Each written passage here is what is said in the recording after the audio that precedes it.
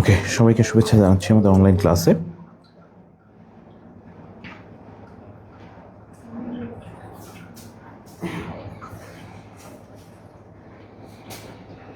ওকে, আমাদের আজকের ইংরেজি ক্লাস হচ্ছে তোমাদের 3 নম্বর ক্লাস। তো সবাই যেটা করবা সেটা হচ্ছে একটু ফার্স্টে ফ্রেন্ডদেরকে একটু মেনশন দিয়ে রাখবো, আর এর আগে হচ্ছে একটু জানাবে আমাদের সাউন্ড ক্লিয়ার আছে কিনা। ওকে, প্রত্যেকে একটু কমেন্ট সেকশনে জানাবে যে আমাদের সাউন্ডটা ক্লিয়ার কিনা। ওকে, সবাই একটু কমেন্টে জানাবো হচ্ছে সাউন্ডটা ক্লিয়ার আছে কিনা। আরেকটা ব্যাপার হচ্ছে আমাদের যাদের কাছে বুস্টার বুকটা আছে তোমরা বুস্টার বুকটা নিয়ে বসবা। আমাদের কিন্তু আজকে মূলত ইংরেজি বেসিক ইংলিশের ক্লাস। ওকে, ওয়ালাইকুম আসসালাম। একটু কষ্ট করে যাদের কাছে বুস্টার বুকটা আসে নিয়ে বসো, আর যাদের কাছে নেই খাতা কলম নিয়ে বসো। আমরা আজকে মূলত ইংরেজি কীভাবে গুছিয়ে পড়তে হবে এবং আমাদের বুস্টার বুক থেকে মেইনলি হচ্ছে আমরা অনেকগুলো রুলস আলোচনা করব। তোমরা দেখতে পারবে হচ্ছে আমাদের বুস্টার বুকটা কত সুন্দর করে সাজানো। তো এটা মূলত আজকে আমরা সেখান থেকে ক্লাস নিব। ওকে, তো একটু কষ্ট করে ফ্রেন্ডদেরকে একটু মেনশন দিয়ে রাখি, কারণ আমাদের আজকের ক্লাসটা তোমাদের জন্য ইফেক্টিভ হতে যাচ্ছে এবং ইংরেজি কীভাবে গুছিয়ে পড়তে হবে সেই ব্যাপারটা আমি একেবারে ক্লাসের শেষে ক্লিয়ারলি তোমাদেরকে বুঝিয়ে দিব। আর আমরা ক্লাসের শুরুতে যেটা করব সেটা হচ্ছে ওকে, তো সবাই একটু ফ্রেন্ডদেরকে মেনশন দিয়ে রাখবো। হ্যাঁ, ফ্রেন্ডদের একটু মেনশন দিয়ে ফেলো প্রত্যেকেই, কারণ ক্লাসটা ইফেক্টিভ হবে ইনশাআল্লাহ, শিওর। ওকে, ওয়ালাইকুম আসসালাম। ওকে, একটু ফ্রেন্ডদের মেনশন দিয়ে ফেলো। যাদের কাছে বুস্টার বুকটা আছে তারা বইটা নিয়ে একটু বসবা। ওকে, আর যাদের কাছে বুস্টার বুকটা নাই তারা একটু কষ্ট করে খাতা কলম নিয়ে বসো। আমাদের ক্লাসটা আমরা সুন্দরভাবে ইংরেজি গুছিয়ে পড়ার। ওকে, যাদের বুস্টার বুকটা আছে তোমরা মনে হয় আমাদের বুস্টার বুকটা হচ্ছে এটা। তো বইটা কিন্তু অসাধারণ, ওকে, মাস্টারপিস বলা যেতে পারে। এবং এই বইয়ের ভিতরে আমাদের ইংরেজি গ্রামারটা সুন্দর করে গুছিয়ে দেওয়া আছে এবং জেনারেল নলেজটা টপিক ওয়াইজ সুন্দরভাবে অসাধারণভাবে গোছানো। তো আমাদের যাদের ডিএমসি স্কলারশিপ ভর্তি যারা প্রত্যেকের কাছে বইটা আছে, তোমরা এই বইটা নিয়ে একটু বসবে। আমরা হচ্ছে 50 রুলস পর্যন্ত আজকে পড়বো। কতদিন সাইফুল ভাইয়া যে পর্যন্ত পড়িয়েছেন তারপর একটুকু আজকে আমরা পড়বো। তো বইটা যাদের আছে তারা বইটা নিয়ে বসবা, আর যাদের কাছে বই নাই তারা একটু কষ্ট করে খাতা নিয়ে বসো। আমাদের স্লাইডটা আজকে কালারফুল স্লাইড, এবং এটা আমি সম্পূর্ণ তোমাদের হচ্ছে সুন্দরভাবে বুঝিয়ে দিচ্ছি যে কিভাবে তোমরা হচ্ছে ইংরেজিতে। এবং আজকে কিন্তু আমরা 2টা টপিক সুন্দরভাবে পড়বো, বড় 2টা টপিক পড়বো। মেইনলি হচ্ছে অনেকের কিন্তু ক্লজ অ্যান্ড ফ্রেজ দিয়ে সমস্যা হয় প্রচুর। আইডেন্টিফিকেশনে ক্লজ অ্যান্ড ফ্রেজটা কিন্তু একটু ঝামেলারও বটে। তো এইটা আমরা ক্লিয়ারলি সুন্দরভাবে শেষ করবো। আর আমাদের কালকে কিন্তু পার্সোনাল স্পিচের এক্সাম আছে আমাদের কোচিংয়ে, তো ওইটাও আমি একটু জাস্ট শর্টকাটভাবে 5-10 মিনিটের ভিতর দেখিয়ে দিব। তো কষ্ট করে যাদের কাছে বইটা আছে বইটা নিয়ে বসো। এবং আমি মূলত একটু ট্রিকি স্টাইল ইংলিশ পড়াই, তো তোমরা ট্রিক্সগুলো একটু পাশে লিখে রাখবে। যে রুলস বলবো সেই রুলসের পাশে লিখে ফেললে তোমার ক্লিয়ারলি মনে থাকবে ইনশাআল্লাহ, শিওর। ওকে, তো আমরা ক্লাস সেশনে যাচ্ছি। ওকে, সবাই আমরা ক্লাস সেশনে চলে আসি। ওকে, তো আমাদের মেইনলি হচ্ছে ফার্স্টে ওয়ালাইকুম আসসালাম। হ্যাঁ ভাইয়া, ভালো আছি। ওকে, তো ওকে, সবাইকে শুভেচ্ছা জানাচ্ছি। ওয়ালাইকুম আসসালাম। ওকে, তো যেটা করবো সেটা হচ্ছে সবাই তোমরা হচ্ছে ইংরেজি ক্লাসে ঢোকার আগেই তোমরা একটা কাজ করবে, সেটা হচ্ছে আমি একটু একেবারে ফার্স্ট দিকে যেটা করব সেটা হচ্ছে ইংরেজি অ্যানালাইসিস বেস, মানে আমাদের ইংরেজি বিগত 15 বছরের মেডিকেল অ্যাডমিশন টেস্ট কীভাবে হয়েছে এবং আমাদের ইংরেজিতে কোন টপিক থেকে কয়টা কোয়েশ্চেন এসছে, এটা ফার্স্ট একবার দেখে নিব। জাস্ট আমাদের 5 মিনিট লাগবে, এরপরে আমরা ক্লাসে প্রবেশ করতেছি। কারণ তুমি পড়ার সময় অ্যানালাইসিস বেসভাবে যদি একটু পড়ো ইংরেজি খুব দ্রুত, মানে কম পড়ে তুমি হচ্ছে অনেক মার্কস এখান থেকে ক্যাপচার করতে পারবে। আমরা যেটা করব ফার্স্টে আমাদের ক্লাস সেশনে যাওয়ার পূর্বেই যে আমাদের বিগত সালে যে কোয়েশ্চেন হয়েছে, তো সেটার প্রায় 15 বছরের একটা অ্যানালাইসিস আমরা ফার্স্টে দেখে নিব যে আমাদের বিগত 15 বছরে ইংরেজি কোয়েশ্চেন কোত্থেকে এসছে এবং কোন টপিক থেকে এসছে। দেখো, আমরা একেবারে ফার্স্টে যদি আমাদের ক্লাস সেশনে যাওয়ার আগে যেটা করব সেটা হচ্ছে কোন টপিক থেকে কয়টা কোয়েশ্চেন এসছে। আমাদের বিগত 15 বছরে সবচেয়ে বেশি কোয়েশ্চেন আসছে হচ্ছে আমাদের সিনোনিম অ্যান্টোনিম থেকে। হ্যাঁ, ওয়ালাইকুম আসসালাম। এবং সেটা হচ্ছে 37টা কোয়েশ্চেন। খেয়াল করছো কিনা, যদি 37টাকে 15 দিয়ে ভাগ দাও তাহলে প্রায় আড়াইটার মতো, মানে 2টা বা তার চেয়ে বেশি। তো সিনোনিম অ্যান্টোনিম নিয়ে অনেকের অনেক ঝামেলা আছে, এটা আমরা ক্লাস সেশনের একেবারে শেষের দিকে মূলত আলোচনা করব। আমাদের পার্সিয়াল স্পেস থেকে প্রশ্ন আসছে হচ্ছে 36টা, এবং গত বছর কিন্তু 4টা কোয়েশ্চেন আসছে। ট্রান্সলেশন অ্যান্ড প্রুভার্স থেকে প্রশ্ন আসছে 20টা, মানে ব্যাপারটা কিন্তু চিন্তা করছো কিনা, 15 বছরে 20টা। এবং আমাদের অ্যাপ্রোপ্রিয়েট প্রিপোজিশন থেকে 15 বছরে 15টা কোয়েশ্চেন আসছে। এটা কিন্তু রেগুলার আসছে এবং প্রতি বছরে বলা যেতে পারে। আমাদের প্রশ্ন আসছে ইডিয়ম অ্যান্ড ফ্রেজ থেকে 15 বছরে 15টা। টপিকটা কিন্তু খুবই ইম্পর্টেন্ট, প্রতি বছর আসতেছে। আমাদের ভয়েস সেন্স থেকে প্রশ্ন আসছে 15 বছরে 13টা, এবং এটা কিন্তু ওকে। তো ভয়েস সেন্স থেকে কোয়েশ্চেন এসছে আমাদের কিন্তু 13টা, তার মানে অলমোস্ট প্রায় প্রতি বছর। এবং গত বছর কিন্তু 2টা কোয়েশ্চেন আসছে। সেন্টেন্স কারেকশন সবচেয়ে ইম্পর্টেন্ট একটা গ্রামার, যেখান থেকে কোয়েশ্চেন আসে এবং রেগুলারলি কিন্তু আসতেছে।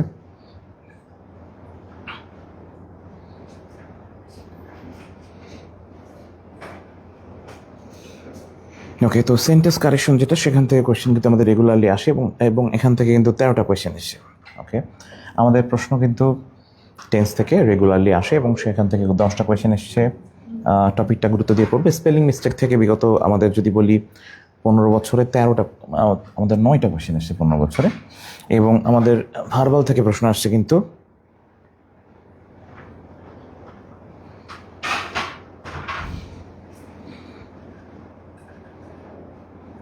ওকে। আমাদের নেটওয়ার্ক কোনো ইস্যু আছে কিনা একটু কমেন্টে জানাবে তো, যে আমাদের ভিডিওটা দেখা যাচ্ছে কিনা সুন্দরভাবে, এবং ভিডিও কোথাও বাড়তেছে কিনা আমাকে একটু কমেন্টে জানাবে।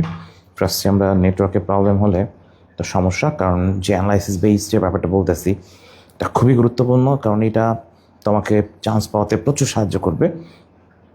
এটা কষ্ট করে সবাই একটু দেখো তো এবার ক্লিয়ার আছে কিনা আমাদের। ওকে, ওয়ালাইকুম আসসালাম।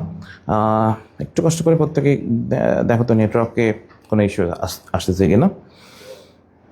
ওকে, যদি নেটওয়ার্ক ইস্যু আসে তাহলে ওটা আমি আবার রিপিট করতেছি, সমস্যা নেই। ওকে, এবার মনে হয় ক্লিয়ার আশা করি।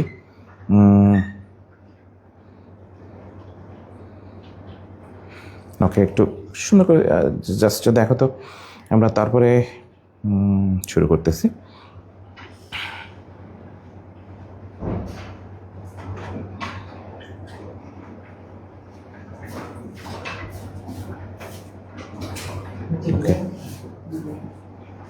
ভাই নেটওয়ার্ক মনে হয় ঝামেলা করতেছে মনে হয়। ওকে, একটু কমেন্টে জানাবে যে বাড়তেছে কিনা আমাদের ভিডিওটা, নেটওয়ার্কে কোনো প্রবলেম বা নেটওয়ার্ক ইস্যুস এর জন্য বাড়তেছে কিনা, একটু জাস্ট প্রত্যেকে জানাবে, তাহলে মোটামুটি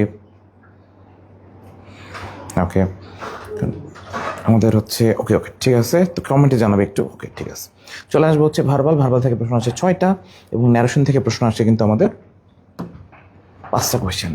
ওকে, আমাদের এরপরের টপিক যেগুলো আছে সেগুলো থেকে একবার বলে যাই যে ফ্রেজ অ্যান্ড ইডিয়াম, মানে আমাদের ইডিয়াম অ্যান্ড ফ্রেজ বাদেও কিন্তু ফ্রেজ অ্যান্ড ক্লজ বলে একটা টপিক আছে, তোমরা জানো মনে হয়।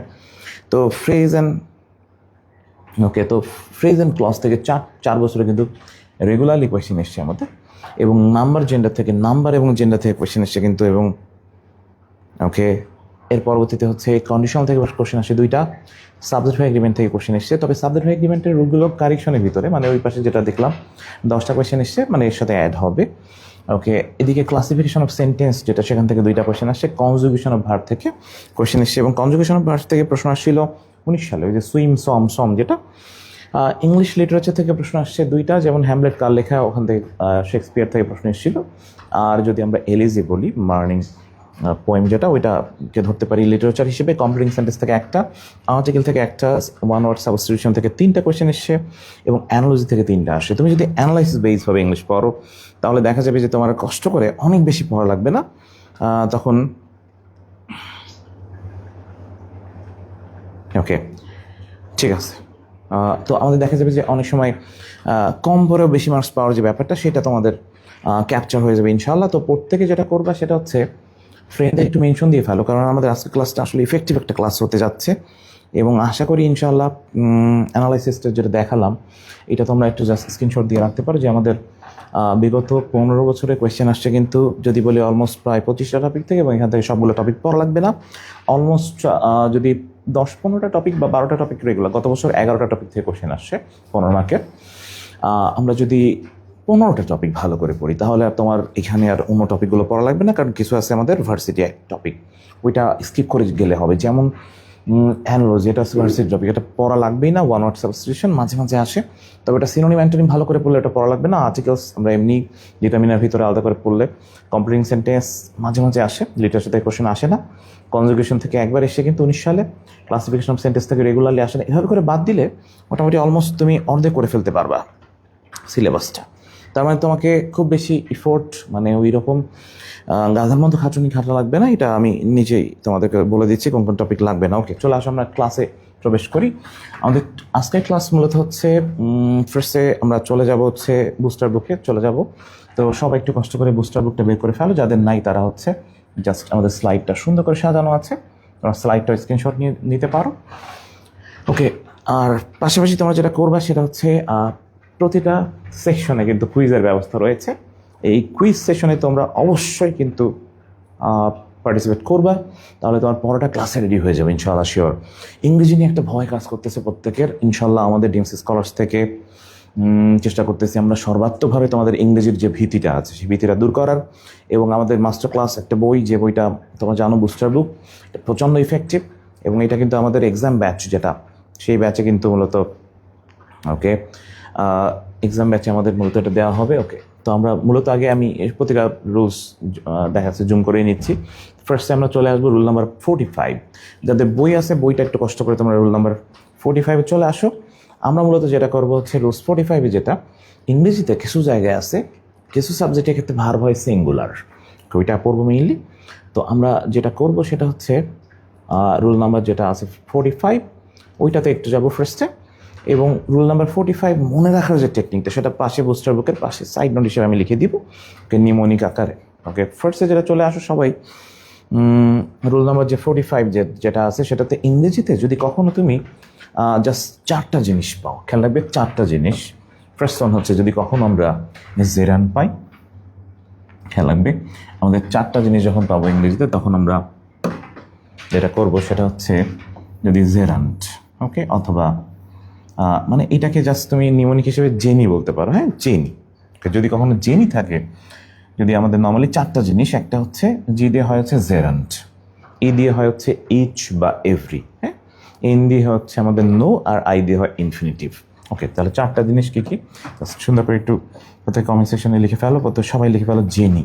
যদি কখনো আমাদের ইংরেজিতে জি বলতে এখানে জেরান্টকে বুঝিয়েছি, ওকে, জেরান্ট।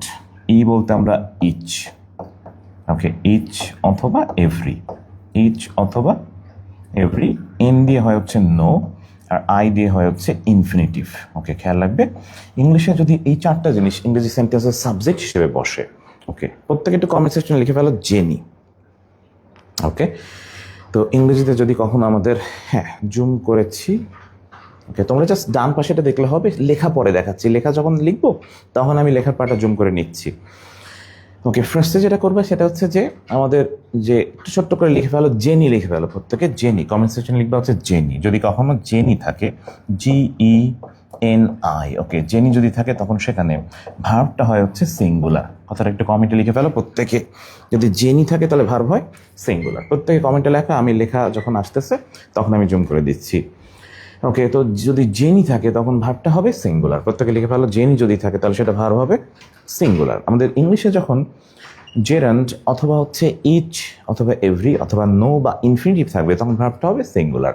ব্যাপারটা সুন্দর করে লিখে ফেলো প্রত্যেকে, যে যদি বাক্যে জেনি থাকে তাহলে সেখানে ভার্ব হবে কি, ভার্ব হবে হচ্ছে সিঙ্গুলার। ওকে, জেনি যদি থাকে তাহলে সেখানে ভার্বটা হবে সিঙ্গুলার। প্রত্যেকে কমেন্টে লিখে ফেলো জেনি থাকলে ভার্ব সিঙ্গুলার। ওকে, তো আমাদের এখানে জেনি বলতে কি বুঝিয়েছি, ওকে, আমি এখানে জি বলতে জেরানকে বুঝিয়েছি, ই দ্বারা হচ্ছে ইচ অথবা এভরি, এন দ্বারা হচ্ছে নো, আর আই দ্বারা হচ্ছে ইনফিনিটিভ। এই 4টা জিনিস যখন তোমার বাক্যে থাকবে তখন তুমি ভার্বটাকে সিঙ্গুলার নিবা।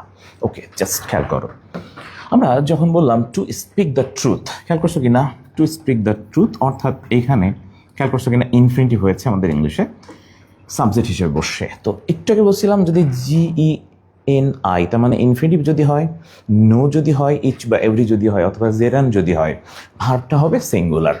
সেই জন্য কিন্তু আমরা ভার্বটা ইজ বসিয়েছি।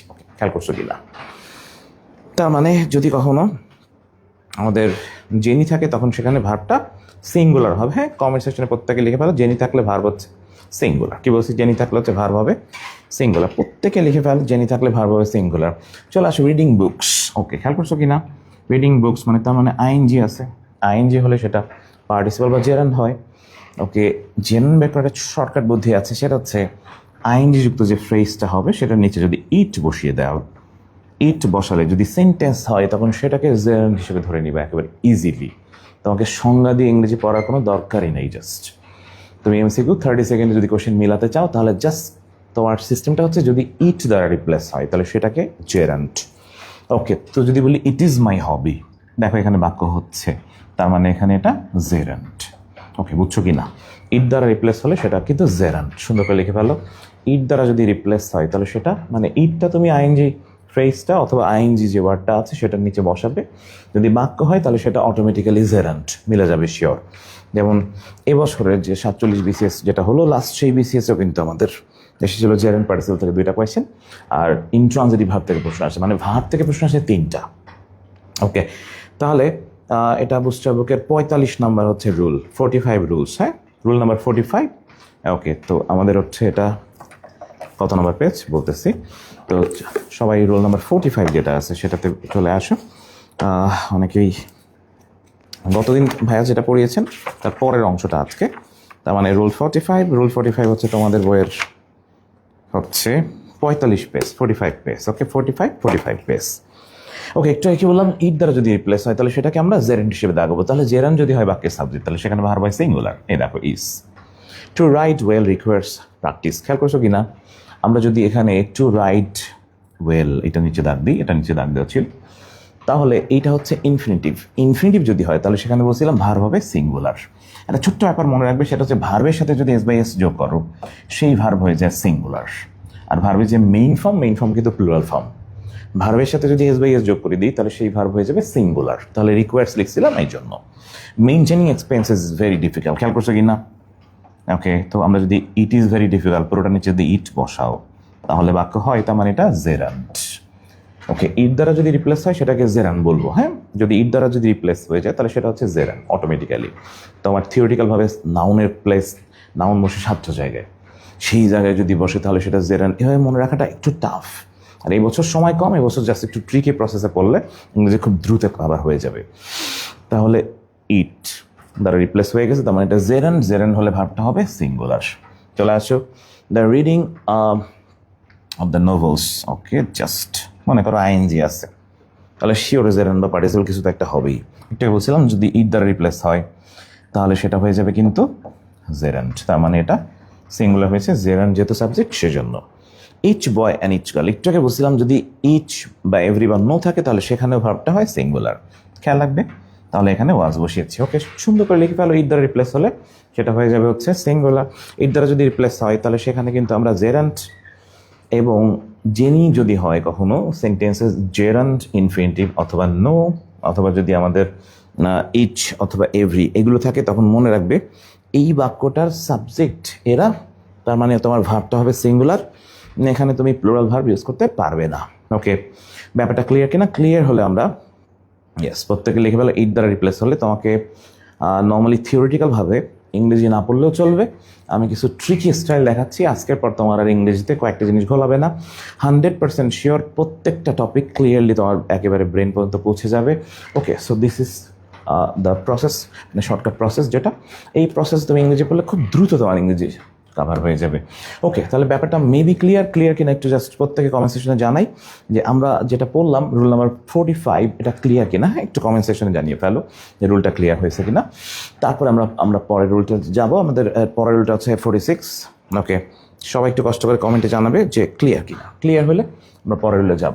ওকে, আমরা চলে আসবো, আজকের টপিক হচ্ছে clause and phrase. Okay, rule number 46 যেটা, এটা একটু বড় টপিক কিন্তু। হ্যাঁ, তাও এটাকে আমি সুন্দরভাবে গুছিয়ে দিচ্ছি একেবারে তোমার 10-15 মিনিটের ভিতরে। তোমার আর ক্লজ অ্যান্ড ফ্রেজ নিয়ে কখনো কোনো কনফিউশন থাকবে না। এবং আমি মূলত আজকে কোনো থিওরিটিক্যাল মানে তাত্ত্বিকভাবে কোনো কিছু পড়াবো না। মেইনলি তুমি 30 সেকেন্ডে কোয়েশ্চেন কীভাবে মিলাবে, এবং তুমি খুব দ্রুত ইংরেজি মানে কোয়েশ্চেন, দেখা যাচ্ছে আমি তোমাকে স্কলার বানাবো না, কিন্তু দেখা যাবে যে তুমি কোয়েশ্চেন দাঁড়াবে কিন্তু কোনো কোয়েশ্চেনে ভুল হবে না। শিওর, 100% শিওর যে তোমার কনফিউশন মুক্ত তুমি ইংরেজি পরীক্ষা দিয়ে আসতে পারবে। ওকে, ক্লজ অ্যান্ড ফ্রেজের ভিতরে সবচেয়ে ঝামেলার জায়গাটা হচ্ছে অনেকেই আমরা ডেফিনেশন নিয়ে ঝামেলায় পড়ি।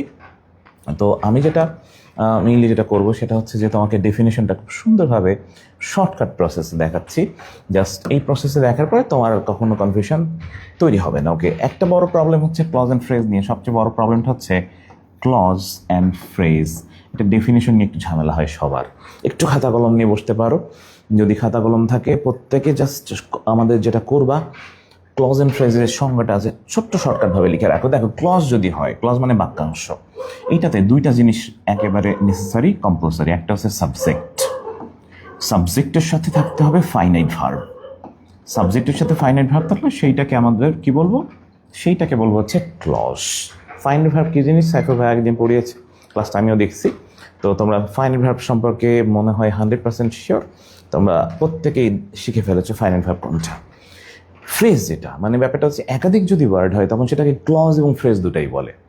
যদি ওয়ার্ড হয় একটা, খেয়াল রাখবে, যদি শব্দ হয় একটা, সেটাকে বলা হয় পার্টস অফ স্পিচ, যেটার উপরে তোমাদের কালকে এক্সাম। ওকে, একাধিক শব্দ যদি হয়, দুইটা বা তিনটা হয়, তখন সেইটাকে ইংলিশে বলে ক্লজ।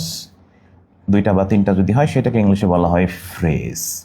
সংজ্ঞাটা কিন্তু দুইটা বা তিনটা হলে সেটাকে ক্লজ বা ফ্রেজ বলা হয়, মানে একাধিক ওয়ার্ড হলে সেটাকে বলে ক্লজও বলে ফ্রেজও বলে, আর একটা যদি হয় সেটাকে বলে পার্টস অফ স্পিচ। এবার কাজ হচ্ছে ফ্রেজ, যেটা ফ্রেজে যে থাকবে না সেটা হচ্ছে ইংলিশের সাবজেক্টের সাথে ফাইনাইট ভার্ব, যেটা যেটা তোমরা কালকে শিখছো আগের দিন, এই দুটো একসাথে থাকবে না। ব্যাপারটা হচ্ছে এরকম, সাবজেক্টের সাথে ফাইনাইট ভার্ব যদি একসাথে না থাকে তাহলে সেটাকে ইংলিশে বলা হয়ে থাকে ফ্রেজ। সাবজেক্টের সাথে যদি ফাইনাইট ভার্ব একসাথে থাকে তাহলে সেটাকে বলা হয় ক্লজ। একটু খেয়াল রাখবে।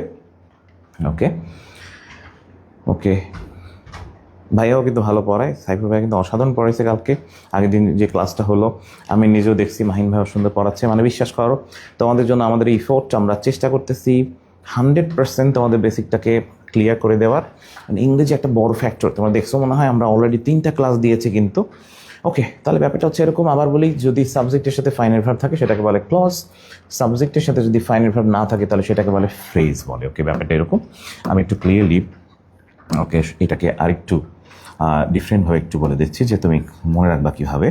এটা হচ্ছে ক্লজ অ্যান্ড ফ্রেজের ক্ষেত্রে যেটা করবা সেটা হচ্ছে নর্মাল হিসাবটা এরকম। যদি বলা হয়, মনে করে বললাম আ বয়, ওকে, আর বললাম হচ্ছে I know the man, I know it. Okay, just মনে করো, খেয়াল করছো কি না, আ বয়, এখানে কিন্তু দুইটা ওয়ার্ড।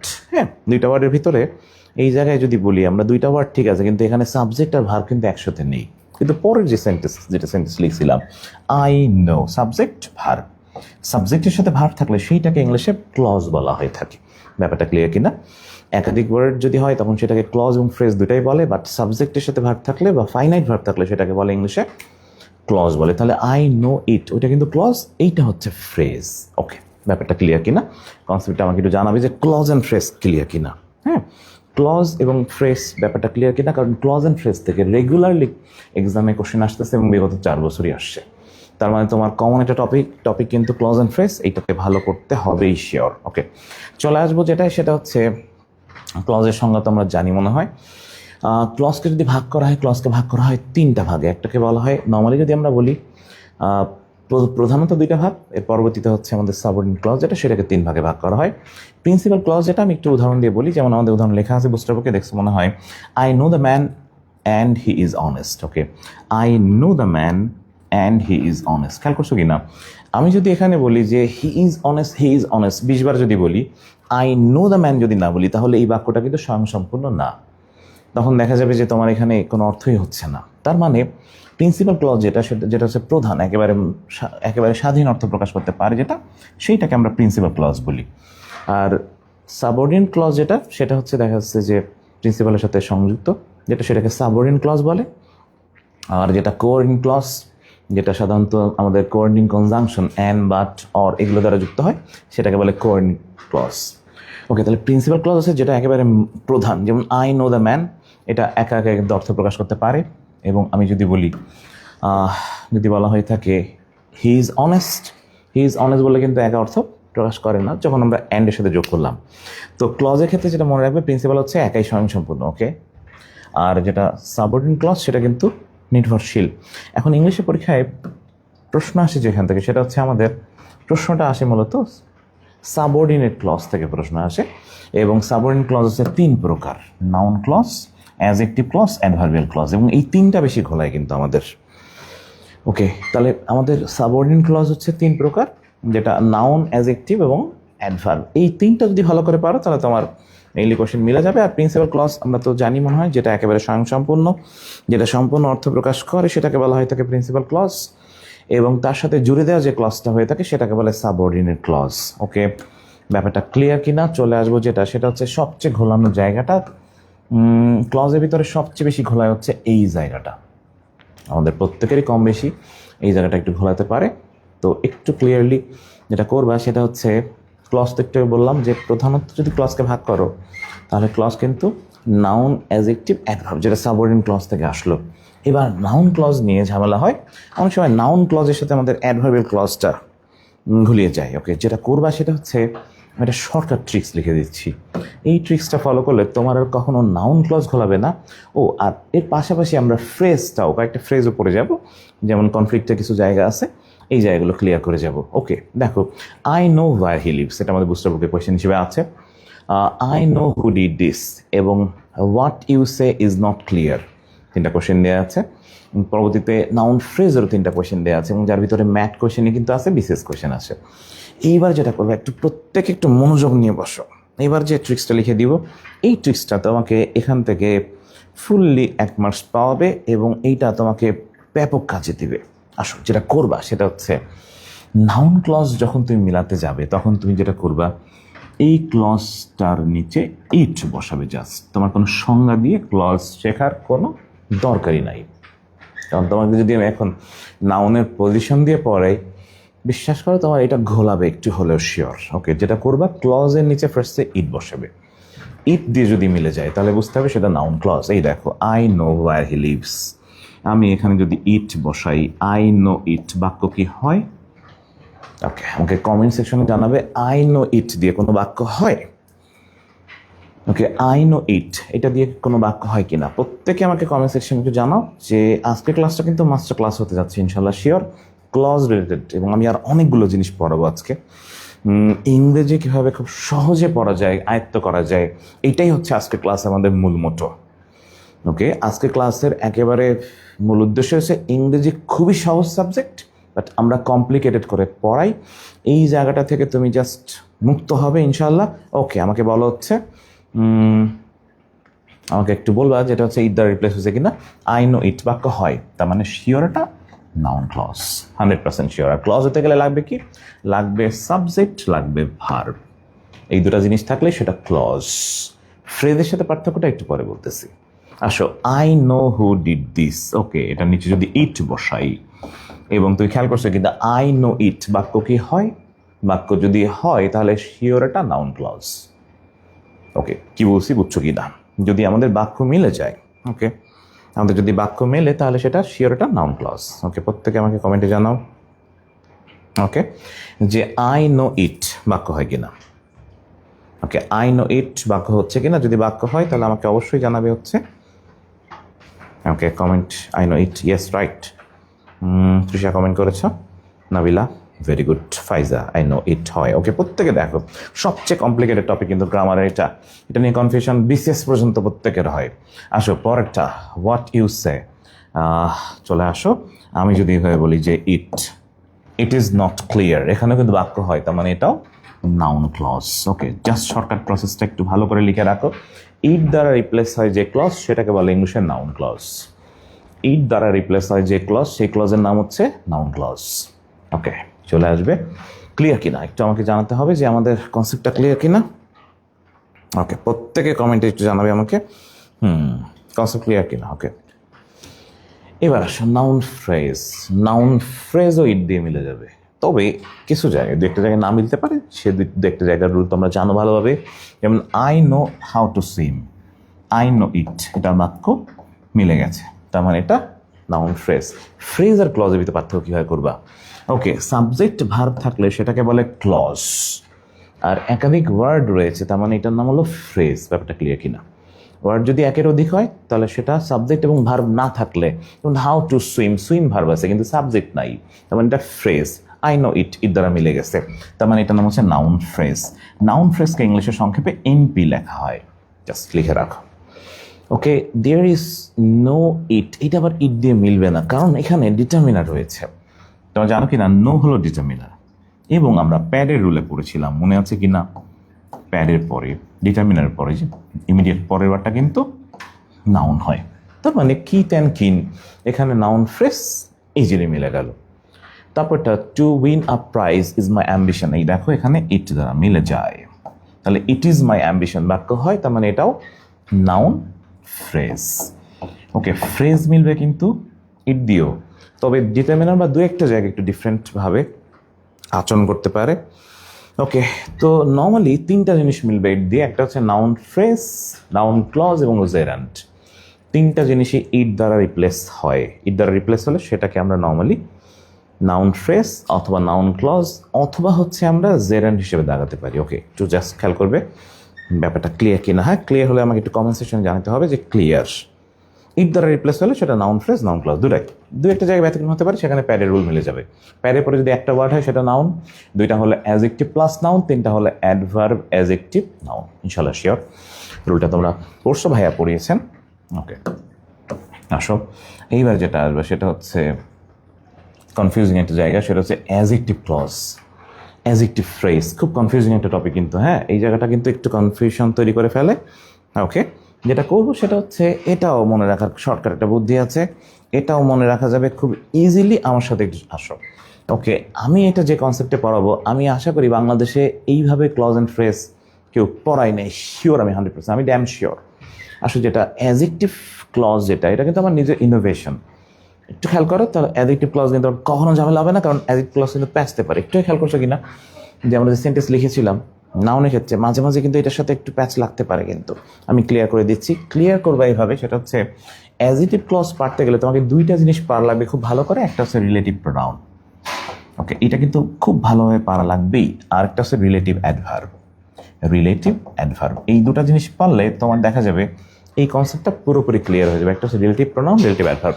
এদের বই আছে, কষ্ট করে একটু পাশে যেটা করবা, বইয়ের পাশে ছোট্ট করে লিখে ফেলো রিলেটিভ প্রোনাউন আর রিলেটিভ অ্যাডভার্ব। আর যাদের বই নাই তারা খাতা বের করো, খাতাটা বের করে কষ্ট করে একটু লিখে ফেলবা দুইটা জিনিস, তাহলে তোমার আজকের পর থেকে ক্লজ অ্যান্ড ফ্রেজের কোনো পার্টে তোমার আটকাবে না, বিসিএস পর্যন্ত একেবারে 100% শিওর।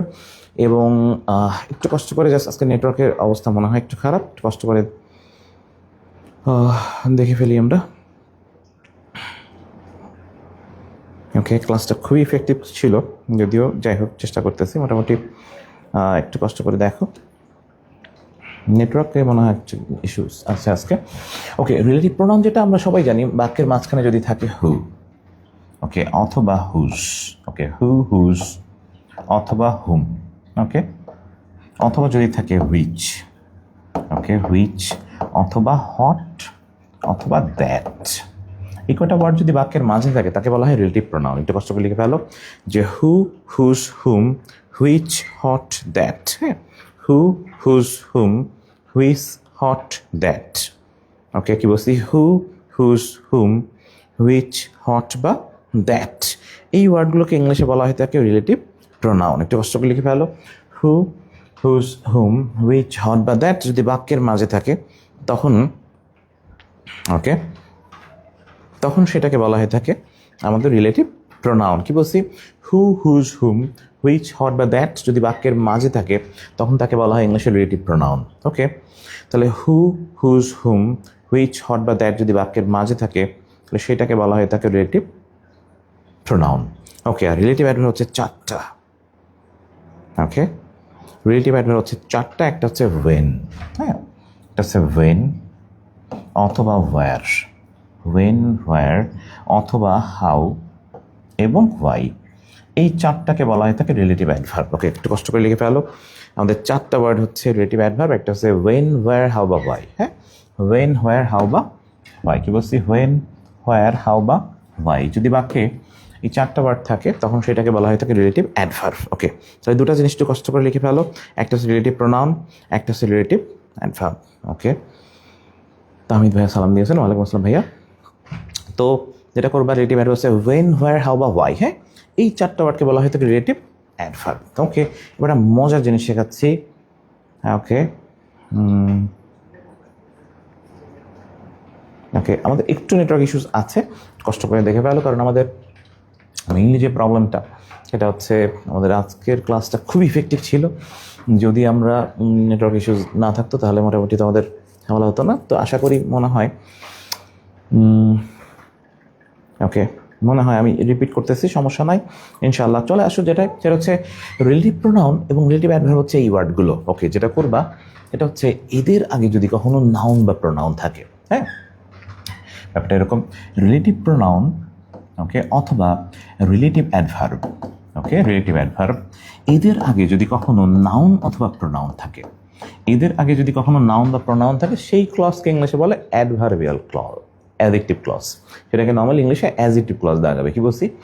রিলেটিভ প্রোনাউন বা রিলেটিভ অ্যাডভার্বের আগে যদি নাউন বা প্রোনাউন থাকে, হ্যাঁ, রিলেটিভ প্রোনাউন অথবা রিলেটিভ অ্যাডভার্বের আগে যদি নাউন বা প্রোনাউন থাকে, তাহলে সেইটাকে দাগাবো হচ্ছে আমরা অ্যাডজেক্টিভ ক্লজ। হ্যাঁ, অ্যাডজেক্টিভ ক্লজ ব্যাপারটা। ওকে, বিসিএসের 37 বিসিএস, যেটা আমার বিসিএস ছিল, সেখানে একটা কোশ্চেন আসছিল, this is the book I lost. এখানে ওনারা উত্তর নিয়েছিল অ্যাডজেক্টিভ ক্লজ। ব্যাপারটা এরকম, এই জায়গাটায় একটা দ্যাট উজ্জ আছে।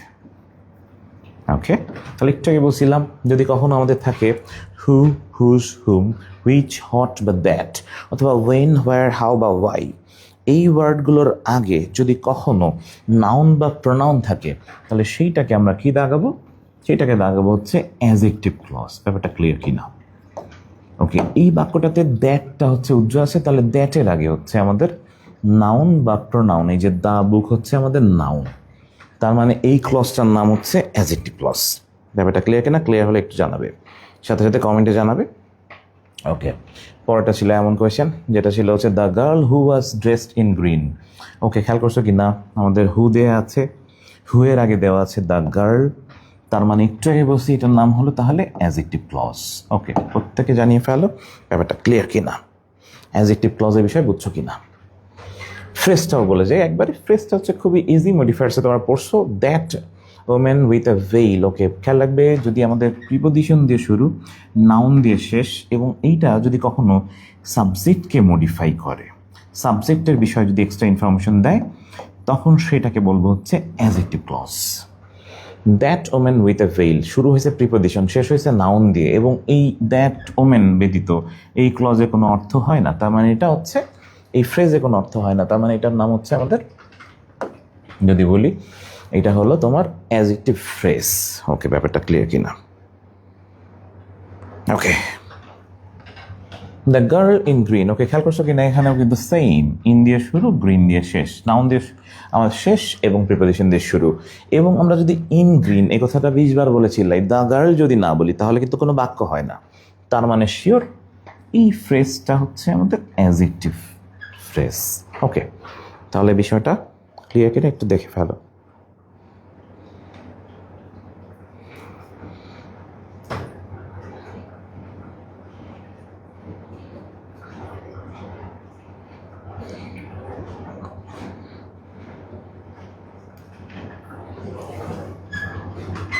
ওকে, বিষয়টা ক্লিয়ার কিনা একটু আমাকে কমেন্টে জানাবে যে আমাদের বুঝতে পারছো কিনা। ওকে, ঠিক আছে। ওকে, আমরা চলে আসবো সেটা হচ্ছে নাউন ক্লজের সাথে অ্যাডজেক্টিভ ক্লজের কিন্তু একটা কন্ট্রাডিকশন আছে। খেয়াল করছো কি না? নাউনের সাথে কিন্তু আমাদের অ্যাডজেক্টিভ ক্লজে কিন্তু একটা কন্ট্রাডিকশন বা একটা ঝামেলা আছে।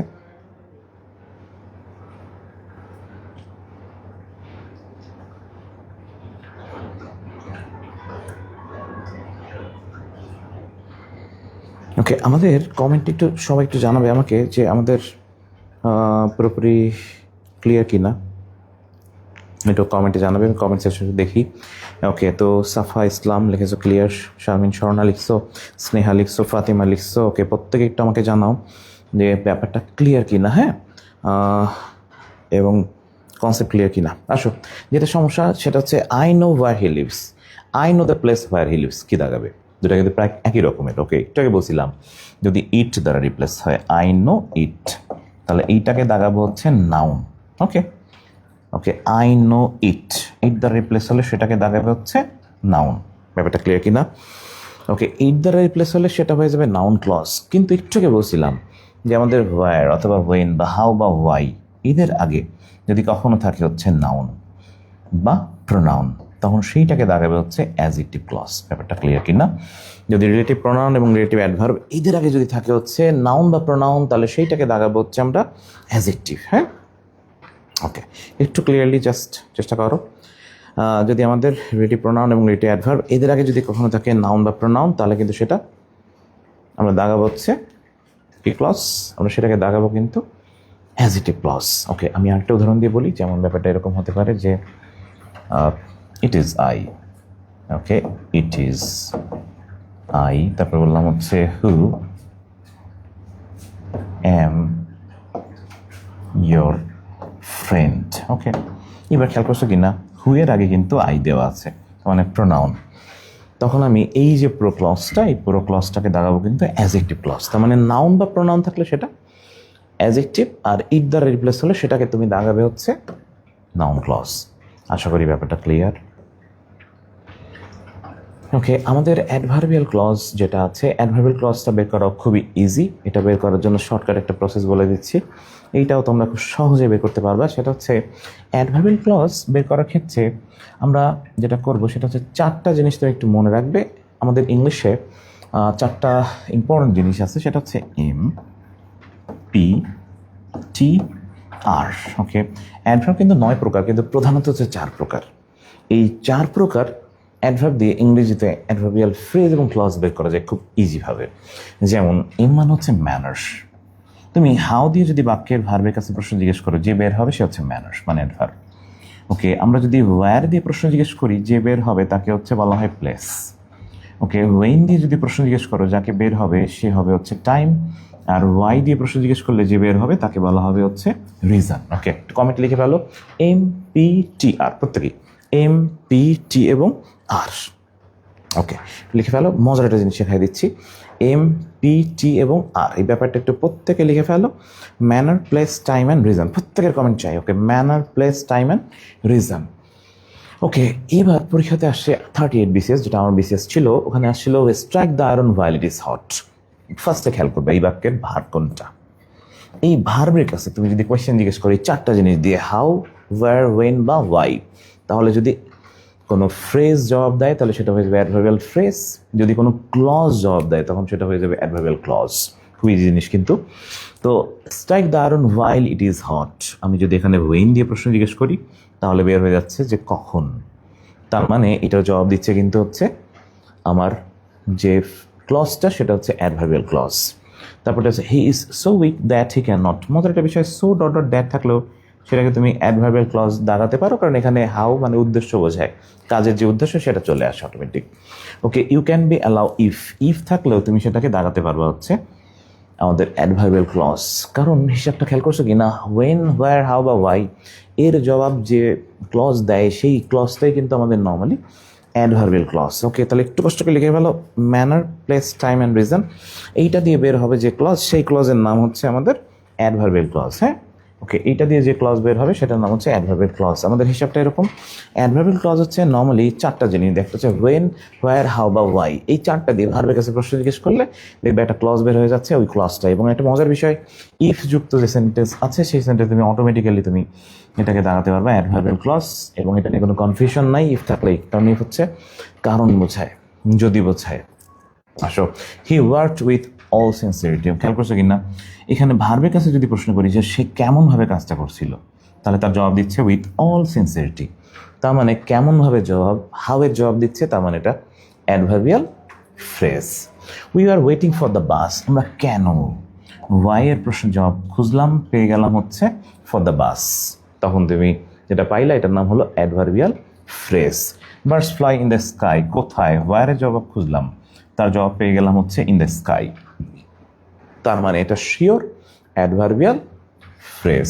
আগেটা কিন্তু আমরা হাউ এর জবাব পেয়েছি। ওকে, খেয়াল করছো কিনা, তার মানে এই চারটা জিনিস দিয়ে ইংরেজিতে ওয়েন, হোয়ার, হাউ বা ওয়াই, এই চারটা জিনিস দিয়ে বের করা যায় adverb, adverbial phrase, adverbial clause. হ্যাঁ, ব্যাপারটা একটু ক্লিয়ারলি মনে রাখো, এটা হচ্ছে এই চারটা জিনিস দিয়ে ইংরেজিতে যেটা বের হয়ে যাবে সেটার নাম হচ্ছে অ্যাডভার্বিয়াল ফ্রেজ, তাহলে manner, place, time and reason, তাহলে MPTR, এই জিনিসটা সুন্দর করে লিখে রাখো, MPTR।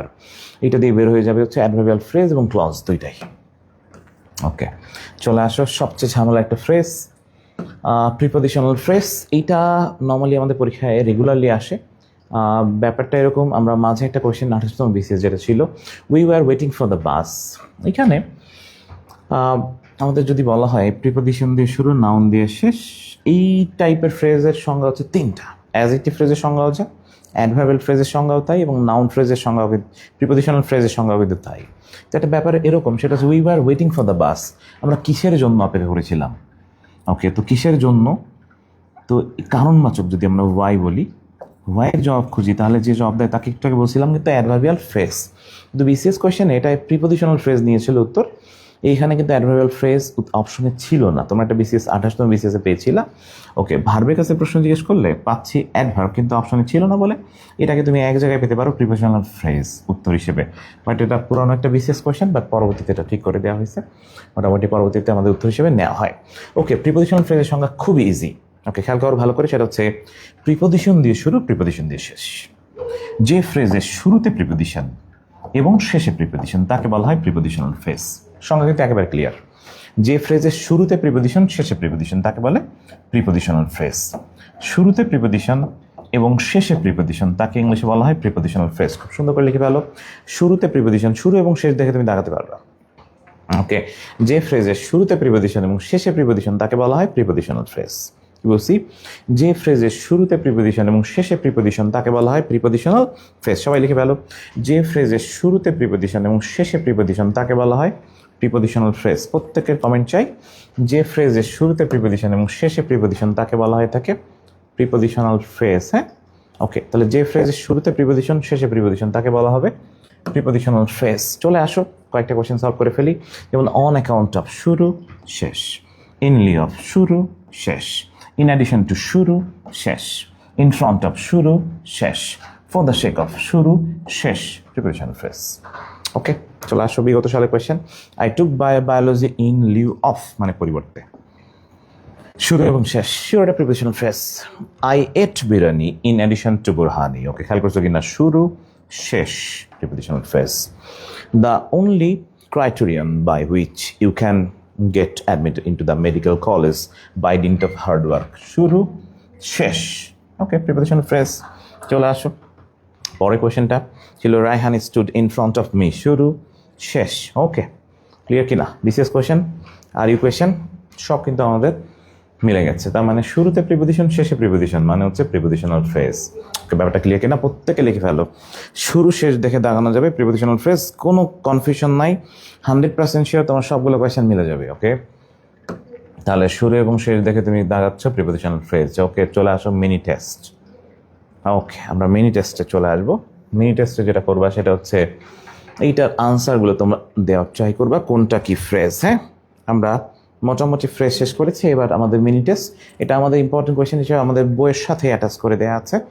ওকে, এবার দেখি কার কয়টা কোয়েশ্চেন আমাদের কারেক্ট হয়। হ্যাঁ, প্রত্যেকে যেটা করবা সেটা হচ্ছে কমেন্ট সেকশনে পার্টিসিপেট করবা এবং চলে আসো এবার আমাদের যে একেবারে কোয়েশ্চেন সেশন মানে আনসার সেশন। কোনটা কি ফ্রেজ বা কোনটা কি ক্লজ এটা আমাকে একটু জানাতে হবে, কমেন্টে জানাতে হবে। ওকে, ছিল দে রেস্টেড অ্যাট সানসেট। ওকে, আমাকে বলতে হবে অ্যাট সানসেট যদি পরীক্ষায় আসে, অ্যাট সানসেট এটা ফ্রেজ নাকি ক্লজ? যদি ক্লজ হয় কি ক্লজ, ফ্রেজ হলে কি ফ্রেজ, আমাকে একটু বলে দিতে হবে। নাম্বারিং করে কিন্তু বলতে হবে। হ্যাঁ, নাম্বারিং করা আছে 1 2 3 3 এভাবে করে দিয়ে আমাকে একটু কষ্ট করে যেটা করবা সেটা হচ্ছে 1 লিখে আনসারটা লিখবা প্রত্যেকে। ওকে, তো আমাকে এটা কিন্তু ডেন্টাল কোয়েশ্চেন 17-18 সেশনে। Okay, they rested at sunset. হ্যাঁ, they rested at sunset. Okay, adverb phrase লিখছো। ওকে, একটু আমি বলেছিলাম যে আমরা যদি কোয়েশ্চেন জিজ্ঞেস করি ভার্বের কাছে, ভার্বের কাছে প্রশ্ন জিজ্ঞেস করলে যে বের হয় তার নাম হচ্ছে অ্যাডভার্ব। তবে কোয়েশ্চেন জিজ্ঞেস করতে হবে 4টা জিনিস দিয়ে। একটা হচ্ছে হোয়েন, ওকে, একটা হচ্ছে ওয়্যার, হোয়েন ওয়্যার, একটা হচ্ছে হাউ, ওকে, একটা হচ্ছে ওয়াই। এই চারটা জিনিস দিয়ে প্রশ্ন জিজ্ঞেস করলে যে বের হবে তার নাম হচ্ছে অ্যাডভার্ব। কি বলছি? ওয়েন, হোয়ার, হাউ বা ওয়াই। হ্যাঁ, ওয়েন, হোয়ার, হ্যাঁ 10 নম্বর পরিমণি আছে, কোনো সমস্যা নেই। ওকে, ওয়েন, হোয়ার, হাউ বা why. They rested at sunset, কখন? তার জবাব দিচ্ছে হচ্ছে অ্যাট সানসেট, তার মানে এটা অ্যাডভার্বিয়াল ফ্রেজ। ব্যাপারটা বুঝছো কিনা? ওকে, বুঝলে ক্লিয়ার? প্রত্যেকে একটু, হ্যাঁ প্রত্যেকেই আমরা কমেন্টে লিখতেছি ভেরি গুড। সরস্বতী লিখছো, এসান লিখছো, ওকে, ফাইজা লিখছো, very good, okay very good, okay এরা লিখছো, স্নেহা লিখছো, ভেরি গুড। ওকে, তো চলে আসো পরেরটা। I know how he struggle against poverty. Okay, এইটা কিন্তু ফ্রেজ না, এটা কিন্তু ক্লজ। ব্যাপারটা খেয়াল করছো কি না? এবার আমাকে বলো, I know how he struggle against poverty. এইটা ফ্রেজ হলে ফ্রেজ, ক্লজ হলে ক্লজ। দেখি কে কে পারো। সেকেন্ডটা, দ্বিতীয়টা। ওকে, নাউন ক্লজ, ভেরি গুড, অনেকে আনসার দিয়ে ফেলছো। একটু আগে বলছিলাম ইট দ্বারা যদি রিপ্লেস হয় সেটার নাম হচ্ছে, কি বলছিলাম? Noun clause. ওকে, তাহলে ইট দ্বারা যদি রিপ্লেস হয় সেটার নাম noun clause. Very good. They hired a beautiful home. Okay, একটু বলছিলাম ইট দ্বারা ফ্রেজ রিপ্লেস হয়, তাহলে দে হায়ার্ড ইট, বাক্য মিলে যায়, তাহলে এটাকে আমরা নাউন ফ্রেজ বলতে পারি, তাই না? ওকে, পরেরটা, as I trusted myself. Okay, বলো তো আমাকে এইটা কি ক্লজ? অ্যাজ আই ট্রাস্টেড, 4 নাম্বারটা। প্রত্যেকে 4-এর আনসার করতে থাকো। Okay, as I trusted myself I can't do such deeds. Okay, 4-এর আনসারটা বলবা। 3 হয়েছে, ইয়েস, নাউন ফ্রেজ। 4-এর অ্যান্সারটা চাই, 4কে ফ্রেশে বলে ফেলো, 4 নাম্বারটা। ওকে, তো ব্যাপারটা হচ্ছে as I trust my self. এখানে খেয়াল করছো কিনা অ্যাজ দেওয়া আছে। মজা জিনিস শিখিয়ে দিই, অ্যাজ থাকলে চোখ বুঝে অ্যাডভার্ব দাগানো যাবে। অ্যাজ থাকলে অ্যাডভার্ব, অ্যাজ থাকলে adverb. As, since, because, though, although, unless, still, until, whenever, wherever, if, unless, চোখ বুঝে অ্যাডভার্ব, তাহলে ওটাকে অ্যাডভার্ব দাগাতে পারো। ওকে, তারপরে ছিল হচ্ছে Raihan stood in front of me. In front of me, এটা ডিপেন্ড করতেছে দুইটা ইসের উপরে। যদি অপশন ওয়াইজ হয়, in front of me stood কোথায় দাঁড়ালো, সেখানে আমরা নর্মালি আমার সামনে, তার মানে এটাকে অ্যাডভার্ব দাগাতে পারো। ওকে, কোথায়, হোয়ার। তারপরটা হচ্ছে টু টেল এ লাইস। একটু বলছিলাম যদি আমরা নর্মালি ইট দিয়ে রিপ্লেস করি, ইট। ওকে, ইট দিয়ে কিন্তু মিলে যায়, একটু আগে বলছিলাম ইট দ্বারা কিন্তু নাউন ফ্রেজ, নাউন ক্লজ মিলে যাবে। The house that I live in, খেয়াল করছো কি না দ্যাট আছে, দ্যাটের আগে দ্য হাউস আছে, দ্য হাউস হচ্ছে নাউন, তার মানে এটা শিওর হচ্ছে অ্যাডজেক্টিভ। ওকে, ব্যাপারটা একটু ক্লিয়ার করে ফেলো।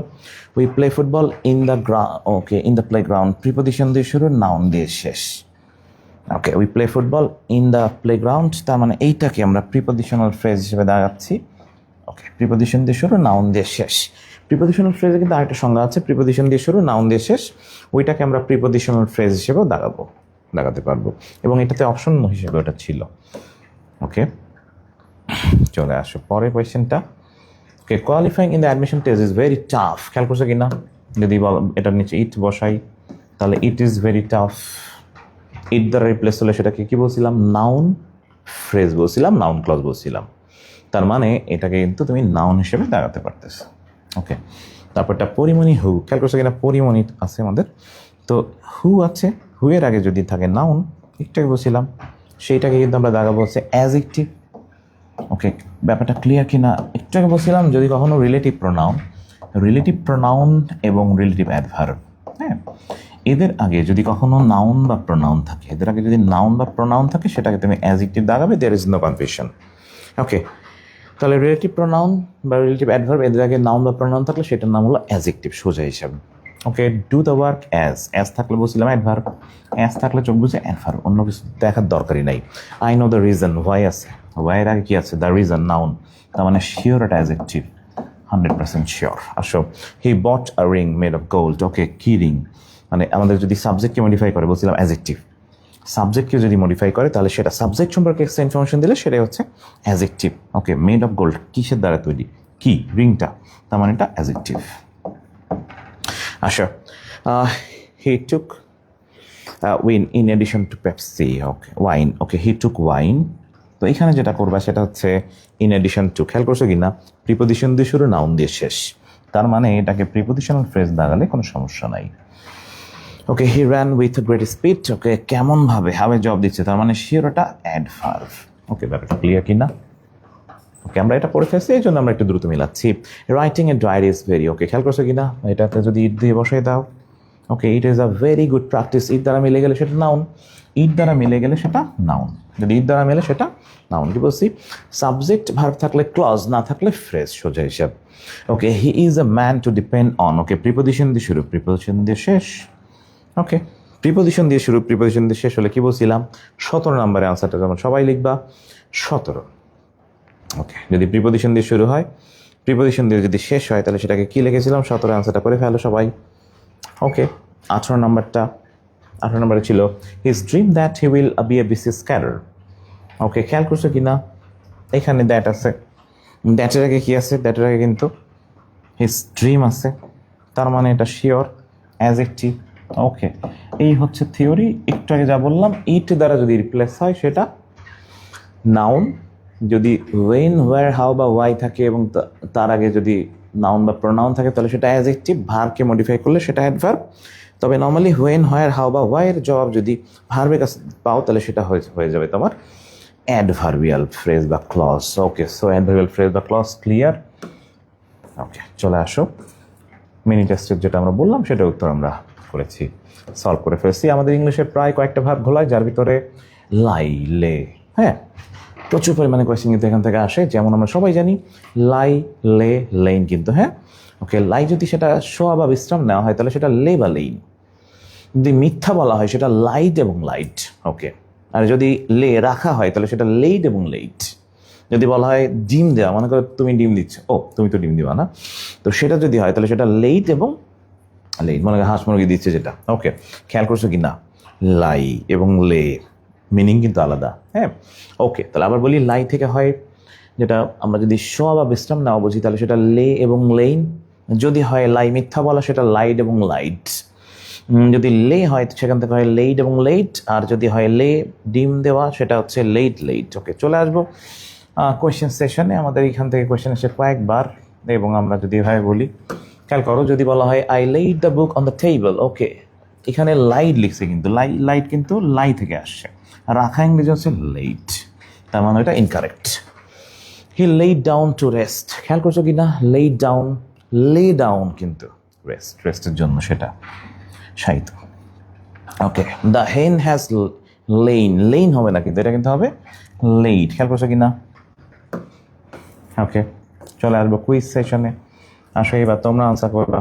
এটা হচ্ছে how many eggs have you, যদি বলা হয় যে এভাবে হ্যাভ ইউর হেন্স, তারপরে ছিল হচ্ছে ড্যাশ দিস মন্থ। এবার আমাকে কোয়েশ্চেনে আনসার করবা, সেটা হচ্ছে যে এখানে উত্তরটা কি হবে, হ্যাঁ ওকে। তো এইটার আনসারটা আমরা দেখবো কমেন্ট সেকশনে, দেখি কার হয়।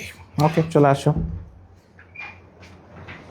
আমরা প্রায় 50 বা তার চেয়ে একটু বেশি সামনে আগাবো। কষ্ট করে তোমরা একটু জাস্ট নোটগুলো লিখে রাখবে। এবং ব্যাপারটা এরকম যে আমাদের বুস্টার বুক থেকে প্রতি বছর কমন আসতেছে, এবং তোমরা একেবারেই সুন্দরভাবেই কোশ্চেনগুলো সব আমাদের অনলাইন ক্লাস থেকে তোমরা রিপিট পাবে ইনশাল্লাহ, শিওর। আর আমরা অনলাইন ক্লাসে চেষ্টা করতেছি প্রত্যেকেই যে একেবারে কনসেপ্টগুলো ক্লিয়ার করে দেওয়ার জন্য। খেয়াল করো, তাহলে যদি বলা হয় how many eggs have your hens lain, laid, lay নাকি লাইট? ওকে ওকে, কমেন্টে জানাও এখানে এ বি সি নাকি ডি, কোনটা হবে উত্তর। ওকে, দেখি ফাইজা লিখে ফেলছো লেইট, ফাতিমা লিখছো ওকে, ইয়াসমিন লিখেছো, এসান লিখেছো লেইট ওকে, আব্দুল্লাহ ফাহাদ লিখেছো ওকে, ভেরি গুড। শশী রহমান ওকে, লেইট লিখে ফেলেছো ওকে, ম্যাক্সিমাম উত্তর সঠিক দিয়ে ফেলেছ, লেইট। ওকে, চলে আসবো আমরা পরের সেশন। পরেরটা হচ্ছে রাইজ, এটা নিয়েও কিন্তু ভোলায় আমাদের, হ্যাঁ রাইজ, রোজ, রাইজেন, রেইজ রেইজ রেইজ। এখানে ব্যাপারটা একটু খেয়াল করবে, সেটা হচ্ছে রেইজ মানে হচ্ছে উত্তোলন করা, ওঠানো। ওকে, আর যদি বলা হয় থাকে আমাদের রাইজ, যেটা ঘুম থেকে ওঠা বা দাম বাড়ানো। ওকে, তো এখন যদি বলা হয় এরকম যে আমাদের কোয়েশ্চেন হিসেবে এসেছিল, এভাবে আসছিল যে মাদার রেইজেস ভেরি আর্লি। ওকে, খেয়াল করছো কিনা, রেইজেস যদি বলা হয় রেইজেস, মানে নিশ্চিতভাবে বুঝতেছি রাইজ মানে হচ্ছে ওঠা, ভেরি আর্লি লেখা আছে। ওকে, আর যেটা খেয়াল রাখবে সেটা হচ্ছে এখানে দুটা জিনিস, রেইজ যেটা এরপরে অবজেক্ট থাকে, হ্যাঁ, এটার পরে অবজেক্ট থাকে না হচ্ছে আমাদের কোথায়, রাইজের পরে। ওকে, ব্যাপারটা তাহলে the box is too heavy I can't okay raise, এটা রাইজ না, এটা হবে রেইজ। তোলা হচ্ছে রেইজ, জাগা হচ্ছে নর্মালি রাইস, বা বৃদ্ধি পাওয়া হচ্ছে রাইস। ওকে, চলে আসো এবার নিচে একটা আমাদের কুইজ সেশন আছে, কুইজে তোমরা লিখবা। সেটা হচ্ছে যদি বলা হয় the price of rice is raising নাকি হচ্ছে রাইজিং নাকি রেইজড। ওকে, এইটা একটু কমেন্টে জানাবে প্রত্যেকে যে আমাদের এইখানে উত্তর কি হবে। ওকে, বৃদ্ধি পাচ্ছে দাম। ওকে, যদি দ্রব্যমূল্য বৃদ্ধি পায় তাহলে সেখানে কি হবে? Okay, the price of rice is, okay rises লেখা যাবে না, রাইজেসকে লিখলে আবার খেয়াল করছো কি না, ইজ দেওয়া আছে, তাহলে ইজ দিলে সেটা তো রাইজেস হওয়ার। ওকে, এখানে জাস্ট খেয়াল করবে, এখানে হচ্ছে আমাদের কি হবে, ওকে রাইজিং না রেইজিং। ওকে, কমেন্টে জানো তো রাইজিং নাকি রেইজিং। ওকে, অনিন্দিতা জানিয়ে ফেলেছো রাইজিং, ভেরি গুড। ফাইজা জানিয়েছো okay rising. Okay, the price of rice is rising, very good. Okay, অনেকে জানিয়ে ফেলছো, ভেরি গুড। তাহলে এটা হচ্ছে রাইজিং, বৃদ্ধি পাওয়া। আচ্ছা, এবার যেটা আসবো সেটা হচ্ছে ইংলিশে যদি কখনো এমন হয় যে কয়েকটা জিনিস আমাদের এই জায়গাটা থেকে প্রচুর কোয়েশ্চেন আসে, বিগত সালে অনেকবার আসছে। একটু রুলটা এভাবে লেখা আছে যে ক্লজ, কালেকটিভ, নাউন, টাইম, এটাকে আমি একটু শর্টকাটভাবে লিখে দিই। তোমরা জাস্ট যেটা করবা এটা হচ্ছে মনে রাখবে এইভাবে, সেটা হচ্ছে TMDW। হ্যাঁ, TMDW,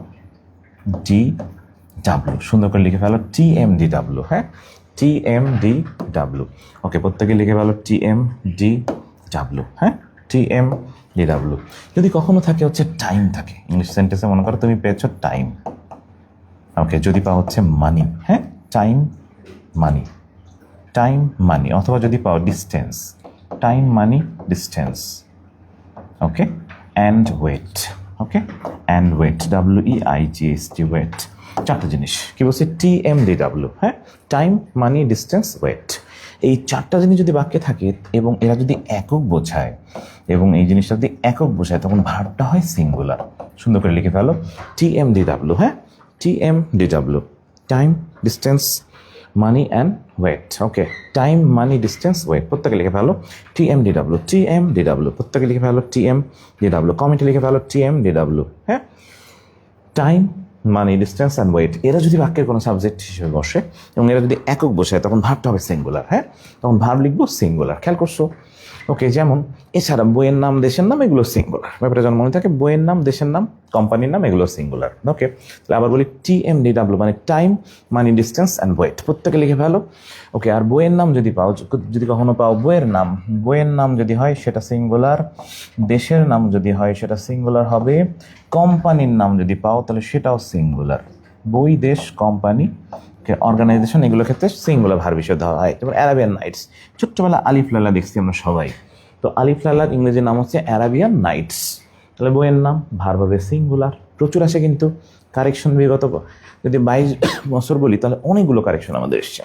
$10,000 ইজ, খেয়াল করছে কিনা, $10,000 বলে কিন্তু বললাম এ লট অফ মানি। এ বললে এখানে একক বোঝাচ্ছে, তাই ভার্বটা হয় singular. 10 miles is too far to walk, খেয়াল করছো কিনা, too far to walk, 10 miles এখানে একক বোঝাচ্ছে, সেই জন্য আমরা এখানে ভার্ব লিখছি ইজ। ফিজিক্স, পরিচিত সাবজেক্ট, এবং ফিজিক্স কিন্তু অ্যাবস্ট্রাক্ট নাউন, জানি কিনা, তাহলে এখানে ভার্বটা হবে সিঙ্গুলার। $50 ইজ মাই ক্যাশ, এখানে একক বোঝাচ্ছে, তার মানে ভার্ব হবে সিঙ্গুলার। তার মানে একক, দূরত্ব, ওজন, বয়স বা সময়, এগুলো কিন্তু সিঙ্গুলার। ওকে, সুন্দর করে খেয়াল করো। তাহলে TMDW, হ্যাঁ TMDW, খেয়াল রাখবে TMDW। ওকে, তো এই চারটা জিনিস যখন বাক্যের সাবজেক্ট, তোমার verb singular, there is no confusion. Okay, এরা যদি একক বোঝায় তখন ভার্বটা লিখবো সিঙ্গুলার। প্রত্যেকে লিখে ফেলো TMDW। হ্যাঁ, TMDW। ভার্ব হবে কি, ভার্ব হবে হচ্ছে সিঙ্গুলার। একটা কনফিউশনের জায়গা আছে, সেটা হচ্ছে ইংলিশে প্রায় কালেকটিভ নাউন নিয়ে ঘোলায়। তোমরা অনেকবার কোশ্চেন ব্যাংক পড়ার সময় বাচ্চা হয়তো বা এই কোশ্চেনটা, এটা হচ্ছে আমাদের ইংলিশে যেটা ঘোলায় সেটা হচ্ছে কালেকটিভ নাউন যখন সমন্বিত হবে, একতা বোঝায়, মনে করো কালেকটিভ নাউন একসাথে একক বুঝিয়েছে, তখন কিন্তু আমরা ভার্বটাকে সিঙ্গুলার লিখি, এবং এরা যদি ভিন্নতা বোঝায়, আলাদা মত পোষণ করে, তখন ভার্বটা হয় প্লুরাল। যেমন the jury has approved the bell. খেয়াল করছো কিনা, তারা এককভাবে কিন্তু সম্মত হয়েছে। এই জন্য আমরা এখানে কিন্তু আমরা কি করলাম, ভার্ব যেটা লিখছিলাম সেই ভার্বটা কিন্তু লিখছি কি, ভার্বটা কিন্তু লিখছি হচ্ছে আমরা সিঙ্গুলার লিখছি। খেয়াল করছো কিনা, ভার্ব এখানে হয়ে গেছে সিঙ্গুলার। আর এরা যদি আলাদা মত পোষণ করে, যেমন the jury have divided their opinions, দেখো মত কিন্তু আলাদা হয়ে গেছে, তার মানে এখানে হচ্ছে হ্যাভ। ওকে, তাহলে কালেকটিভ নাউন যদি একমত হয়, একই মত পোষণ করে, ভার্বটা হবে সিঙ্গুলার। ভিন্ন মত যদি পোষণ করে তাহলে ভার্বটা হবে প্লুরাল। ওকে, চলে আসো আমরা পরের রুলে চলে আসবো। ওকে,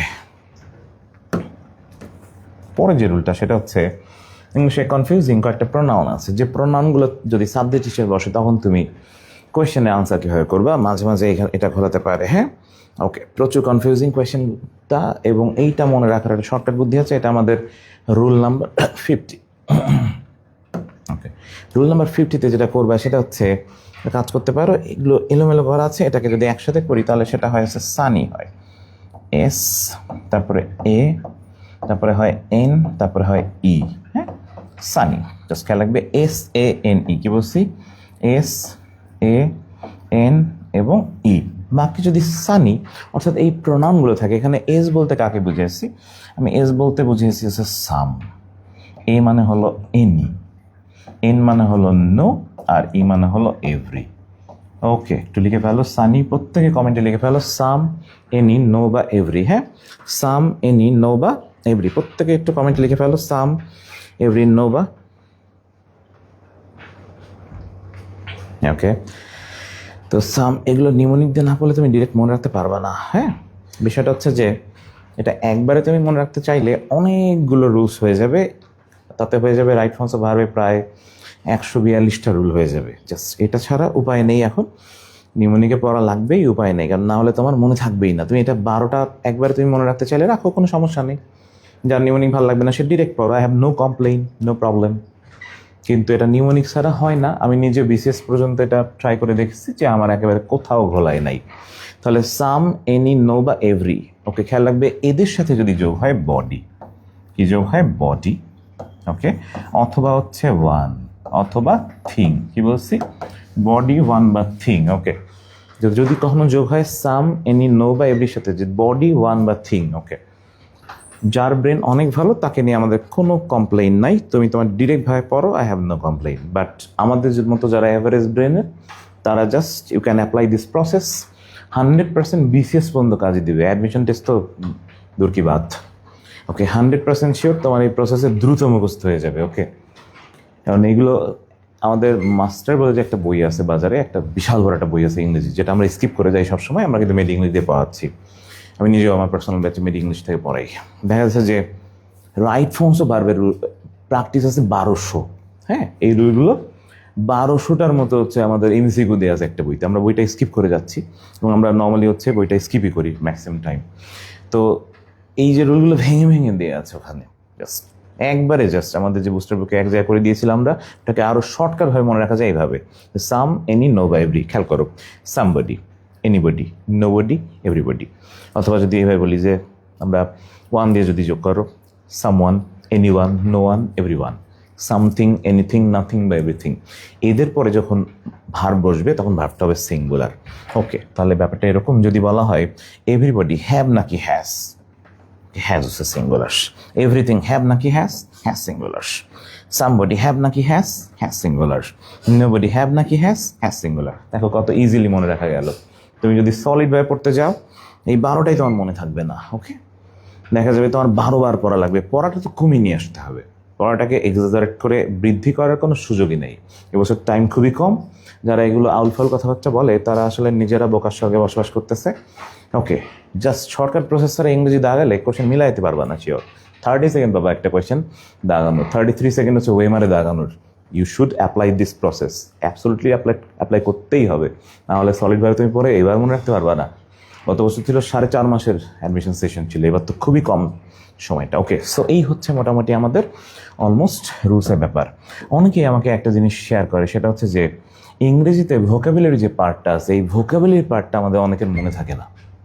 আমি জাস্ট আগামী 10-15 মিনিটের ভিতরে ইংরেজি গুছিয়ে পড়ার শর্টকাট কিছু প্রসেস বলে যাচ্ছি। এই প্রসেসটা অ্যাপ্লাই করলে ইংরেজি খুব সহজ, ইংরেজি হয়ে যাবে তোমার কাছে পানির মতো।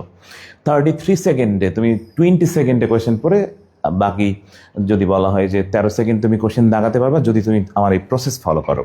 ইংলিশ গ্রামারের সবচেয়ে ভয়ঙ্কর জায়গা হচ্ছে ভোকাবুলারি পার্ট। এই ভোকাবুলারি পার্ট নিয়ে অনেক কনফিউশন তৈরি হয় বাচ্চাদের। মেইনলি তোমরা যেটা ফেস করো সেটা হচ্ছে ভোকাবুলারি পার্টটা প্রচুর মুখস্থ করাটা আসলে অবৈজ্ঞানিক। মেডিকেল অ্যাডমিশন টেস্টে এগুলো লাগেই না। আসো আমরা নর্মালি আমি কিছু শর্টকাট প্রসেস দেখাই যাচ্ছি, যে প্রসেসগুলো তোমাকে প্রচুর কাজে দিবে তোমাকে অ্যাডমিশন টেস্টে। যেমন আমরা স্পেলিং পড়বো মোটামুটি 10-15-20টার মতো স্পেলিং, মাত্র 2 মিনিট লাগবে। প্রত্যেকে 2 মিনিট ধৈর্য নিয়ে বসো। ইনশাল্লাহ ইংরেজি তোমার কাছে পানির মতো মনে হবে, এবং একটু পার্টিসিপেট করবা প্রত্যেকেই। যেটা লিখবো সাথে সাথে তোমরা কমেন্ট সেকশন, ওকে, কমেন্টে জানাবে আমাকে। ওকে, নেটওয়ার্ক ঠিক আছে? নেটওয়ার্ক ঠিক আছে? ওকে, সো আমাকে একটু কমেন্টে জানাবে প্রত্যেকেই যে আমাদের আসো ইংরেজিতে তুমি বানান স্পেলিং নিয়ে প্রচুর কনফিউশন তৈরি হয়। বিগত 10-15 বছরে বানান আসছে 9টা, এবং রেগুলারলি বানান কিন্তু 13 সালে আসছে, 19 সালে আসছে, রেগুলারলি 2টা করে আসছে বানান। আসলে অ্যাসোসিয়েশন বানানটা প্রচুর ঝামেলা করে। এই বানানটা আমি যখন ফার্স্টে পড়েছিলাম তখন আমি এভাবে পড়েছিলাম যে SSI নেশন। ওকে, SSI নেশন। খেয়াল করো, অ্যাসোসিয়েশন বানানটা কিন্তু ঘোলায়। আমি মনে রাখি SSI নেশন দিয়ে। ওকে, SSI নেশন। যখন ফার্স্ট পড়তেছিলাম, এস মানে হচ্ছে গাধা, আরেকটা এস মানে আরেকটা গাধা, আই মানে হলো আমি, নেশন মানে হলো জাতি। তো আমি এভাবে পড়তেছিলাম যে গাধার উপরে গাধা, তার উপরে আমি, তার উপরে জাতি। বা তুমি এভাবে মনে রাখতে পারো, গাধা গাধা আমি জাতি। হ্যাঁ, গাধা গাধা আমি জাতি। ওকে, তাহলে SSI নেশন মানটা মনে রাখবো SSI নেশন দিয়ে। কি বলছি? SSI nation. ম্যালেরিয়া বানানটা প্রচুর আছে। ম্যালেরিয়া বানানটা আমি মনে রাখি মালারিয়া। কি বলছি? মালারিয়া। কি বলছি? মালারিয়া। একবার লিখে ফেলো, ম্যালেরিয়া হচ্ছে মালারিয়া। হ্যাঁ, ম্যালেরিয়া বানানটা মনে রাখবে মালারিয়া। লেফটেন্যান্ট বানানটা অনেকে কিন্তু লেফটেন্যান্ট হয়তো বা এফ খুঁজতে পারো, লেফটেন্যান্ট মানে কোনো এফই নাই। লেফটেন্যান্ট বানানটা মনে রাখবে এমনি, সেটা হচ্ছে লাই ইউ টেন অ্যান্ড। কি বলছি? লাই ইউ টেন অ্যান্ড মানে মিথ্যা তুমি 10 পিঁপড়া। লাই ইউ টেন অ্যান্ড, একবার লিখে ফেলো, lie you ten and, this is lieutenant. এই বানানে কিন্তু কোনো এফ নাই, তো তোমার আর উপায় নাই, নিমোনিক তো মনে রাখতেই হবে। কারণ তুমি তো নিমোনিক মনে না রাখলে তুমি তো এফ দাগিয়ে বাড়ি চলে আসবা শিওর। ওকে, সো লাই ইউটেনেন্ট দিয়ে লেফটেন্যান্ট বানান মনে রাখা যায়। ওকে, কোনো প্যারা নাই, ইনশাল্লাহ শিওর বানানটা মনে থাকবে। চলে আসো কর্নেল। কর্নেল বানানে আর কই? কর্নেল বানানে কোনো আর নাই, তো তাহলে নিশ্চিতভাবে এভাবে না পড়লে ভুল হবেই শিওর। কলোনেল। কর্নেল বানান হচ্ছে কলোনেল। Colonel, colonel. হ্যাঁ, কর্নেল হচ্ছে কলোনেল। প্রত্যেকে লিখে ফেলো, কর্নেল হলো কলোনেল। ওকে, আসলে হ্যালুসিনেশন। হ্যালুসিনেশন বানানটা আমি আজীবন মনে রাখি হল লুসি নেশন। কি বলছি? হল লুসি নেশন। লিখে ফেলো, হল লুসি নেশন। হল লুসি নেশন। ওকে, হ্যালুসিনেশন হচ্ছে হল লুসি নেশন। কি বলছি? হল লুসি নেশন। বানান জীবনে ভুলাবে না আর শিওর। হ্যালুসিনেশন বানানটা কেমনে মনে রাখবা? হল লুসি নেশন দিয়ে। হ্যাঁ, হল Lucy nation, this is hallucination. আসো এবার পরেরটা ভলান্টারি। ভলান্টারি বানানটা আমি মনে রাখি হবে ভুল আনচারি। কি বলছি? ভুল আনচারি। ভুল আনচারি। লিখে ফেলো, ভুল আনচারি। ওকে, ভলান্টারি। রেস্টুরেন্ট বানানটা হচ্ছে রেস্টাউরেন্ট। কি বলছি? Restaurant. Restaurant. Okay, restaurant. Okay, restaurant. Okay, right, restaurant. আচ্ছা, কমিটি। কমিটি বানানটা হচ্ছে কমিটি। কি বলছি? Committee. This is committee. Committee. Committee. Okay, bouquet. Bouquet বা বুকে যাই বলো, বুকেট বানানটা আমি একটু এইভাবে মনে রাখি বউ কুয়েত। বউ কুয়েত। বউ কোথায়? কুয়েতে। বউ কুয়েত। বউ কুয়েত, দিস ইজ বুকেট। নাহলে ঘোরাবে শিওর, কারণ তুমি এখানে বুকেট বানানে দেখবা ঝামেলা হবেই। ওকে, আসো ব্যাংকুয়েট। ব্যাংকুয়েট বানানটা আমি মনে রাখি হচ্ছে বান কুয়েত। কি বলছি? বান কুয়েত। ওকে, বুকেট হচ্ছে বউ কুয়েত, ব্যাংকুয়েট হচ্ছে বান কুয়েত। ওকে, জীবনে ঘোলাবে না কোনোদিনও। ওকে, বানান এইভাবে ছাড়া তুমি কীভাবে পড়বা বলো? তুমি যদি তোমার সলিড স্টাইলে পড়তে যাও তাহলে মনেই থাকবে না। ওকে, তাহলে আবার বলি, কর্নেল বানানটা হচ্ছে কলোনেল। হ্যালুসিনেশন বানানটা হচ্ছে হলুসিনেশন। যদি তুমি ভলান্টারি বানান মনে রাখতে চাওই তাহলে অবশ্যই তোমাকে ফলো করতে হবে এই প্রসেসে, ভুল আনচারি। রেস্টুরেন্ট বানানটা হচ্ছে রেস্টাউরেন্ট। কমিটি বানান হচ্ছে কমিটি।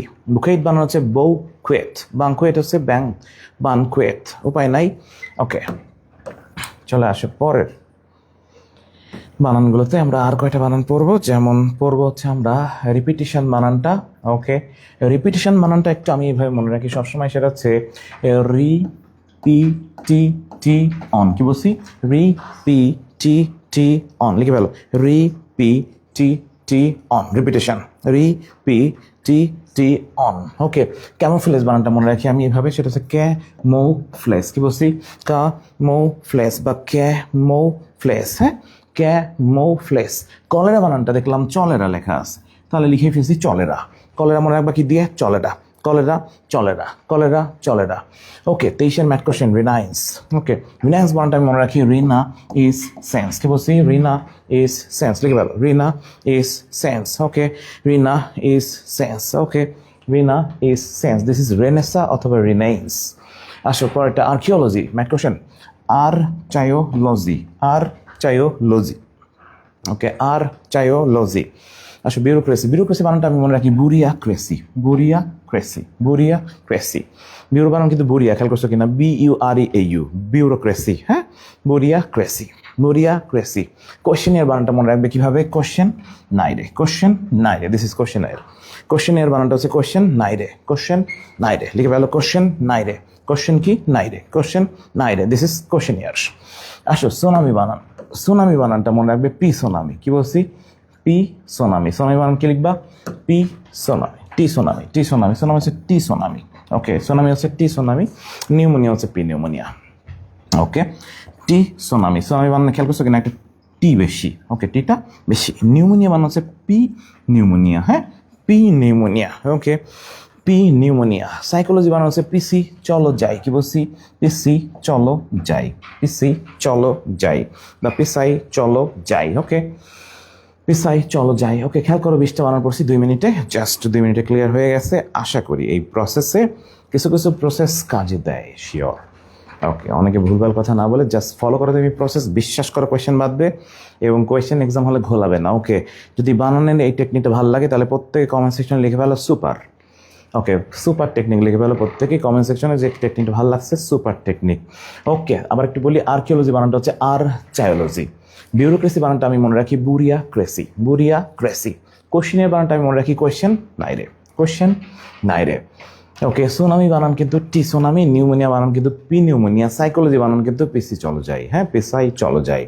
সাইকোলজি বানান কি বলছি? পিসাই চলো যাই বা পিসি চলো যাই, হ্যাঁ সাইকোলজি বানান হচ্ছে পিসি চলো যাই বা পিসাই চলো যাই। ওকে, এখন যদি অনেকে নর্মালি যদি পড়তে চাও, লেফটেন্যান্ট বানান কোনো এফ নাই, কর্নেল বানানে কোনো আর আছে?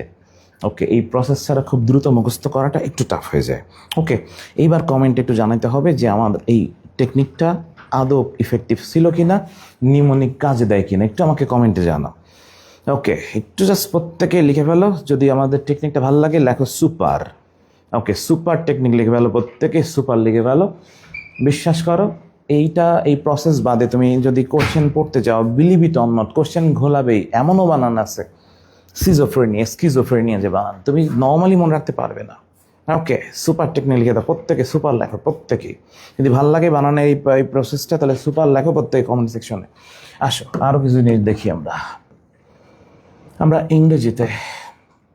ওকে, বানান যখন তুমি, ওকে আমি বানান সলভ করেও দেখিয়ে দিয়ে যাচ্ছি। যখন তুমি বানান সলভ করবে, বানান সলভ করার সময় মনে করো এই তোমার কোয়েশ্চেন। ওকে, এই হলো তোমার কোয়েশ্চেন পেপার।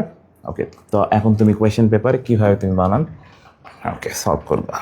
আসো, কোয়েশ্চেন পেপারে নর্মালি বানান সলভ করার সময় যেটা তুমি যে প্রসেস ফলো করবা সেটা হচ্ছে এই দেখো, রিনেন্স বানান। একটুই বলছিলাম রিনা ইজ সেন্স, খোঁজো কোনটা আছে রিনা ইজ সেন্স। ওকে, খুঁজে ফেলো কোনটা রিনা ইজ সেন্স, তোমার কমেন্টে জানিয়ে ফেলো। এই দেখো রিনা ইজ সেন্স মেলে নাই। ওকে, আমি যদি বলি এখানেই দেখবা মিলতেছে না। ওকে, আসো যেটা করবা রিনাইন্স। ওকে, এটা মেলে না, রিনা ইজ সেন্স মেলে না, কিন্তু খেয়াল করছো কোশ্চেন একটাই থাকতেছে বাদ, সেইটা যেটা বাদ থাকতেছে ওটাই উত্তর। আসো কোয়েশ্চেন আর বলছিলাম কোশ্চেন নাই রে, কোশ্চেন নাই রে, কোশ্চেন নাই রে, কোশ্চেন নাই রে, মেলে না, কোশ্চেন কোশ্চেন নাই রে, খেয়াল করছো কিনা কোশ্চেন নাই রে। ওকে, এইবার আসো উত্তর কোনটা, এ অথবা সি। ওকে, আমাকে জানাও কোয়েশ্চেন নাই রে কোনটায়। ওকে, কোয়েশ্চেন নাই রে কোনটায় আছে, এ বা সি খোঁজো। ওকে, এ অথবা সি, প্রত্যেকে আনসার করে ফেলো। এবং এই দেখো কোয়েশ্চেন, STION নাই রে, এইখানে কিন্তু শর্ট আছে ওয়ার্ড, তাহলে ওয়ার্ড থাকলো, বাকি থাকলো কোনটা যেটা বাকি ওইটাই উত্তর। আসলে ভলান্টারি একটা বলছিলাম, ভুল আনটারি, ভল আনটারি, ভল আনটারি, টারি ভলান্টারি বলছিলাম, কিন্তু মনে আছে কিনা ওয়ার্ডটা? আমরা একটু আগে যে ভলান্টারি বানান পড়লাম, এই দেখো ভলান্টারি যে বানান তুমি পড়ছো সেই বানানে হচ্ছে এই যে ভল আনটারি, TARY কিন্তু, হ্যাঁ TARY। এবার তুমি কোয়েশ্চেন রিপ্লেস, অর্থাৎ এগুলোকে বলে অপশন এলিমিনেশন। এবার তুমি অপশন এলিমিনেশন শিখে ফেলো। ওকে দেখো ভলান্টারি যদি বলি আমরা, তো এখানে হচ্ছে ভল আনটারি, ওকে এটা তো হচ্ছেই না, বাদ। ওকে ভল আনটারি, ভল আনটারি, ওকে ভল আনটারি, এটাও মিলতেছে না। ওকে তাহলে এবার আনসার করে ফেলো, বি নাকি সি? আমি ক্লু বলে দিচ্ছি, তোমরা আনসার করে ফেলবা। সুনামি বানান, একটু বলছিলাম টি সুনামি, তাহলে এটা হয় না, এটা হয় না, এটা হয় না। উত্তর কোনটা হয়? উত্তর হয় প্রথমটা। লেইজার বানানটা হচ্ছে লেইশিওর, লেইশিওর, লেইশিওর, ওকে লেইশিওর মেলে না। ওকে এটা হচ্ছে লেইশিওর, মিলতেছে না, লেইশিওর এটাও মিলতেছে না। বাকি থাকলো কোনটা? একটাই বাকি আছে। এইগুলোকে বলে অপশন এলিমিনেশন। হ্যাঁ এটাকে বলে অপশন এলিমিনেশন। এই প্রসেসে কোশ্চেন দাগালে কোশ্চেন তো আর হবেই শিওর, 100%। অ্যাসেসমেন্ট, অ্যাসেসমেন্ট, ওকে অ্যাসেসমেন্ট, অ্যাসেসমেন্ট মেলে না, অ্যাসেসমেন্ট মিলবে না, অ্যাসেসমেন্ট মেলে নাই। বাকি আছে কোনটা? একটাই আছে বাকি। লেফটেন্যান্ট একটু বলছিলাম লাই you ten and, lie you ten and, এই দেখো একটাতে মিলে গেছে, এটাই উত্তর। আসো এন্টারপ্রেনার ম্যাথ কোশ্চেন কিন্তু 19 সালের।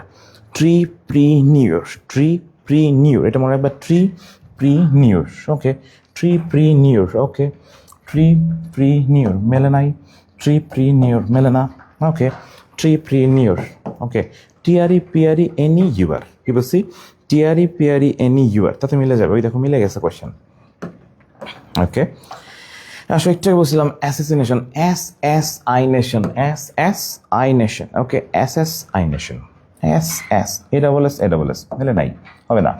ASS মেলে নাই, হবে না। ASS আই নেশন, এই দেখো বানানে ভুল আছে, উত্তর থাকে একটা, এটাই উত্তর। কর্নেল বানানো বলছিলাম চলোনেল, চলোনেল মেলে না, ওকে ক্রস চলোনেল, কর্নেলের কে না, এটাও না, তাহলে উত্তর এটা। এগুলোকে বলে অপশন এলিমিনেশন। এই প্রসেসে দাগালে তোমার কোয়েশ্চেন বা মানে 100% শিওর কোয়েশ্চেন হবেই, এবং তুমি শিওর শতভাগ কোয়েশ্চেন দাগাতে পারতেছো। আমি একটু সিনোনিম অ্যান্টোনিম একটু দেখিয়ে নিব অল্প একটু। এবং আমাদের অনেকেরই অ্যালার্জি আছে এরকম, যে সিনোনিম অ্যান্টোনিম পড়তে ভালো লাগতেছে না, বা আমরা সামনে পড়া দিব তোমাদের সিনোনিম অ্যান্টোনিম। আমাদের মিডি ইংলিশের আপাতত আমাদের নেক্সট দিন পার্সো স্পেস, এভাবে করে আমরা টপিক ওয়াইজ এবার পড়তেছি। এই ভার্সনে তোমাদের প্রতিটা টপিকই পাবে। ইংলিশে যত কনফিউশন ছিল সব দূর হয়ে যাবে ইনশাআল্লাহ শিওর। এবারে কাজটা হচ্ছে ইংরেজিতে একটা বড় প্রবলেম হচ্ছে সিনোনিম অ্যান্টোনিম, এটা একটা কনফিউজিং টপিক, কিন্তু এটা মনে রাখতে কষ্ট হয়। আমি তোমাদের মনে রাখতে একটা ছোট্ট শর্টকাট প্রসেস বলতেছি। এই প্রসেসে ওয়ার্ডকে ওয়ার্ড দিয়ে মনে রাখা যায়। এই প্রসেসটা তুমি যদি ফলো করতে পারো, তোমার সিনোনিম অ্যান্টোনিম ঘোলাবে না। আমরা প্রায় 200-300 বাছাইকৃত ওয়ার্ড তোমাদেরকে এক জায়গায় করে দিলে কোশ্চেন ভাববে ইনশাআল্লাহ শিওর। এবং যেটা করবা সেটা কি, একটু ওয়ার্ডকে ওয়ার্ড দিয়ে ভেঙে মনে রাখা যায়। যেমন প্যালাটেবল মানে হচ্ছে সুস্বাদু, ডেলিশিয়াস, কিন্তু পরীক্ষায় ডেলিশিয়াস না এসে আসতেছে প্যালাটেবল রিসেন্টলি। যেটা করতে হবে সেটা হচ্ছে আমি জাস্ট ওই ওয়ার্ডটাকে একটু এইভাবে মনে রাখি। দেখো ওয়ার্ডকে ওয়ার্ড দিয়ে মনে রাখা যায়। আমি দেখলাম ওয়ার্ডের ভিতরে 2টা পার্ট আছে, ওকে আমাদের এই ওয়ার্ডের ভিতরে পার্ট হচ্ছে 2টা।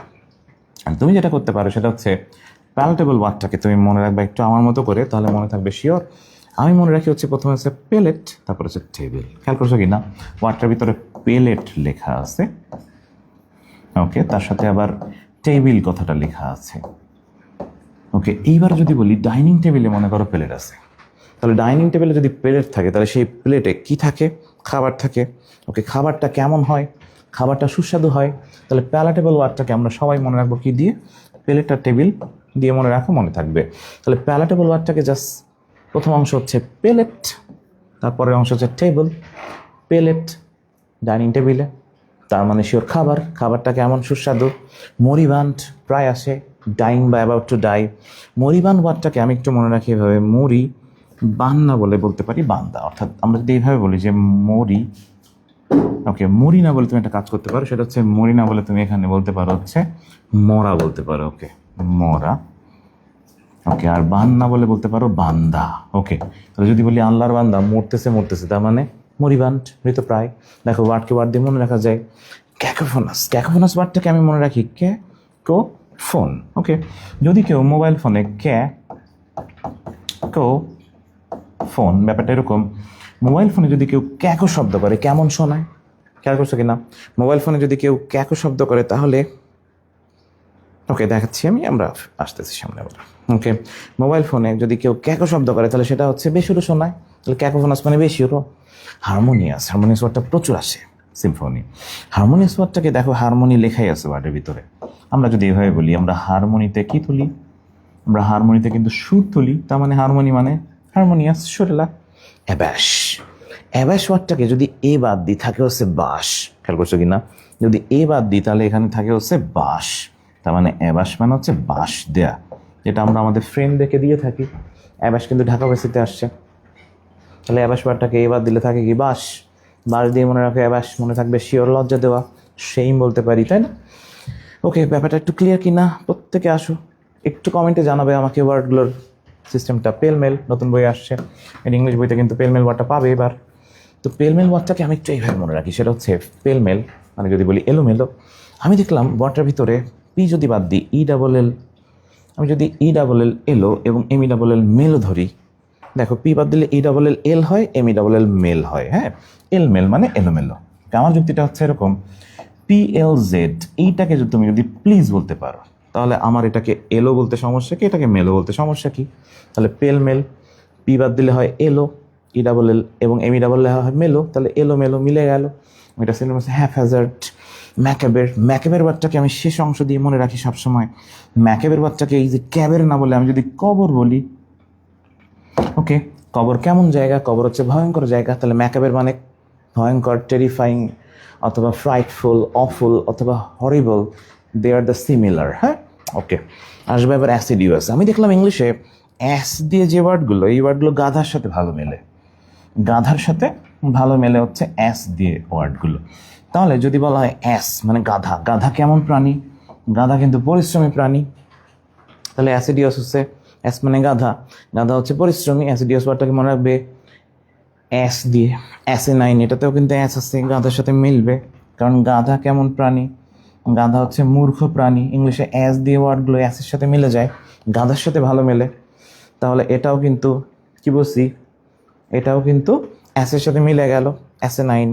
পরের ওয়ার্ডটা হচ্ছে শিকেনারি। শিকেনারি মানে প্রতারণাকারী। হ্যাঁ, শিকেনারি যে ওয়ার্ডটা, এটা মানে হচ্ছে প্রতারণাকারী। কি বলছি? শিকেনারি মানে প্রতারণাকারী। আমি ওয়ার্ডটাকে একটু ভেঙে পড়ি সবসময়। শিকেনারি ওয়ার্ডটাকে আমি সবসময় মনে রাখি শিকারী নারী। ওকে, ব্যাপারটা তোমরা ভালো করেই জানো, দেখবা সমাজে অনেক নারী আছে যে নারীরা শিকার ধরে, দে আর কল্ড শিকেনারি মানে ফ্রড। তাহলে শিকেনারি কেমনে মনে রাখবা? শিকারী নারী দিয়ে। ওকে, তাহলে শিকেনারি, শিকারী নারী। ওকে, তোমরা কিন্তু এমব্যালিশ ওয়ার্ডটা মেড ইংলিশ বইতে পড়ছো কিনা? এমব্যালিশ কিন্তু অ্যাডোর্ন, ডেকোরেট, মেড ইংলিশ নতুন বইতেই দেওয়া আছে এমব্যালিশ। আমি দেখলাম ওয়ার্ডটার ভিতরে বেলি লেখাই আছে। তাহলে বেলি হচ্ছে কিসের নাম? বেলি হচ্ছে ফুলের নাম, এবং বেলি ফুল দিয়ে হয় মেয়েরা সাজে অথবা সাজায়। তাহলে এমব্যালিশ ওয়ার্ডটাকে বেলি দিয়ে মনে রাখো। বেলি ফুল যেমন ঘর সাজায় বা মেয়েরা সাজে, তেমনি এমব্যালিশ ওয়ার্ডটাও সাজানো। ডেকোরেট বা অ্যাডোর্ন হচ্ছে এটা সিনোনিম। আসলে অ্যারাই ওয়ার্ডটাকে আমি যখন মনে রাখছিলাম তখন আমাদের সময় একজন বলিউডের নায়িকা ছিলেন যার নাম হচ্ছে ঐশ্বরিয়া রয়, এবং ঐশ্বরিয়া কিন্তু মূলত ওনার নামটা ঐশ্বরিয়া লিখত, এবং ঐশ্বরিয়া, তারপর যদি তার নামের সাথে রায়টা যোগ করে দিই, ঐশ্বরিয়া রয়। এবং আমাদের ঐশ্বরিয়া কিন্তু খুব ভালো নাচতেন। হ্যাঁ, তো কেউ যদি নাচে, নাচার ভঙ্গিমা কিন্তু আঁকাবাঁকাই হয়। তাহলে এরাই মানে আঁকাবাঁকা। জাস্ট এরাইয়ের ভিতর পেলাম ঐশ্বরিয়া রয়, ওনার নামটা ঐশ্বরিয়া রয় লিখতেন উনি। তো ওনার নামের সাথে মোটামুটি মিল আছে, মিলিয়ে মনে রাখা। আর যার সলিড মনে থাকবে ওকে, ইউ ক্যান, তোমার দরকারি নাই নিমোনিক, তুমি ডিরেক্ট পড়ো, কোনো সমস্যা নেই। পার্সিমোনিয়াস প্রচুর আসে আমাদের মেডিকেল অ্যাডমিশন টেস্টে। পার্সিমোনিয়াস ওয়ার্ডটাকে আমি মনে রাখি পার্সিমোনিয়াস। আমি যদি এভাবে বলি, মনে করো যে পার্সি না বলে যদি বললাম পার্সে, ওকে, মনি না বলে বললাম হচ্ছে মানি, ওকে, আর আস না বলে যদি বলি আছে, তার মানে যার পার্সে মানি আছে, যার পার্সে মানি আছে সে পার্সিমোনিয়াস। কি বলছি? যার পার্সে মানি আছে সে পার্সিমোনিয়াস। ওকে, যার পার্সে মানি আছে সে হচ্ছে পার্সিমোনিয়াস। সেটা কীরকম? যার পার্সে মানি আছে, টাকা আছে, সে কিন্তু কৃপণ। ওকে, তাহলে তুমি মনে রাখতে পারো পার্সিমোনিয়াস ওয়ার্ডটাকে জাস্ট কৃপণ। মাইজারলিনেস বলা হয় তাকে। আসবা কোথায়? অ্যামেচার। অ্যামেচার ওয়ার্ডের ভিতরে আমি দেখলাম মা লেখাই আছে। আমাদের মায়েরা কেমন হন? মায়েরা হয় অপেশাদার, বাচ্চাদের ক্ষেত্রে তিনি পেশাদারিত্ব বা ব্যাপারটা তিনি মেনটেন করেন না। অ্যাবলিউশন মানে হচ্ছে অজু বা গোসল। আমি দেখলাম মঞ্চের ভিতরে লিউশন বা লোশন লেখাই আছে, এবং আমরা সবাই জানি লোশন আমরা ইউজ করি কখন? অজু বা গোসলের পরে। ওকে, এইটাকে বলা হয় ওয়ার্ডের রুট। হ্যাঁ, এই রুট ধরে মনে রাখলে তোমার গড়ে প্রায় আমাদের বইয়ে অলমোস্ট মনে হয় 12 বা 1400 সিনোনিম অ্যান্টোনিম আছে। কিছু ওয়ার্ড আছে জিআরই ওয়ার্ড, 333টা ওয়ার্ড একটু কঠিন, যে ওয়ার্ডগুলো তুমি একবারে পড়তে যে কষ্ট হয়ে যাবে। ওকে, এখন প্রতিটা জিনিস সহজ করার কোনো না কোনো সিস্টেম আছেই। এখন সেই গড়ে মোটামুটি স্মার্টলি, মানে আমাদের টার্গেট হচ্ছে কম সময়ে আমরা বেশি পড়বো। হ্যাঁ, কম সময় যদি বেশি পড়তে চাও, you can apply this process. আর তুমি যদি চাও যে ওকে বেশি পড়বা, ওকে আমার কোনো কমপ্লেইন নাই, তুমি তোমার স্টাইল ফলো করো, okay I have no complain. Okay, so আমাদের সিনোনিম অ্যান্টোনিমের প্রসেসটা কেমন লাগলো একটু জাস্ট আমাকে একটু কমেন্টে জানাবে প্রত্যেকে। ভালো লাগলে সুপার লিখে দাও, সুন্দর করে প্রত্যেকে লেখো যে সুপার টেকনিক। আমি যদি মোটামুটি তোমাদের এই টেকনিকটা যদি ভালো লাগে, তাহলে আমি একটা আমাদের প্রতিটা ক্লাসে, আমাদের অনলাইন ক্লাসে থাকবে এই টেকনিকগুলো, যেটাতে তোমরা প্রতিদিন ভোকাবুলারি 15-20টা করে ভোকাবুলারি শেখা হয়ে যাবে। এবং মোটামুটি আমাদের অলমোস্ট এই ভোকাবুলারি এই পার্ট থেকেও গত বছর আমার মনে আছে আমি আর্টিজান ওয়ার্ডটা আমি নিজে লিখে দিয়েছিলাম ক্লাসে। এটা আমার 40 নম্বর ওয়ার্ড ছিল গত বছরের ম্যাথ কোয়েশ্চেন, যেটা এসছে আর্টিজান, এবং আমি নিজে ক্লাসে পড়িয়েছি, আমার মনে আছে। আর্টিজান কিন্তু আমি বলছিলাম যে আর্টিজান ওয়ার্ডটাকে আর্টিস্ট দিয়ে মনে রাখা যায়।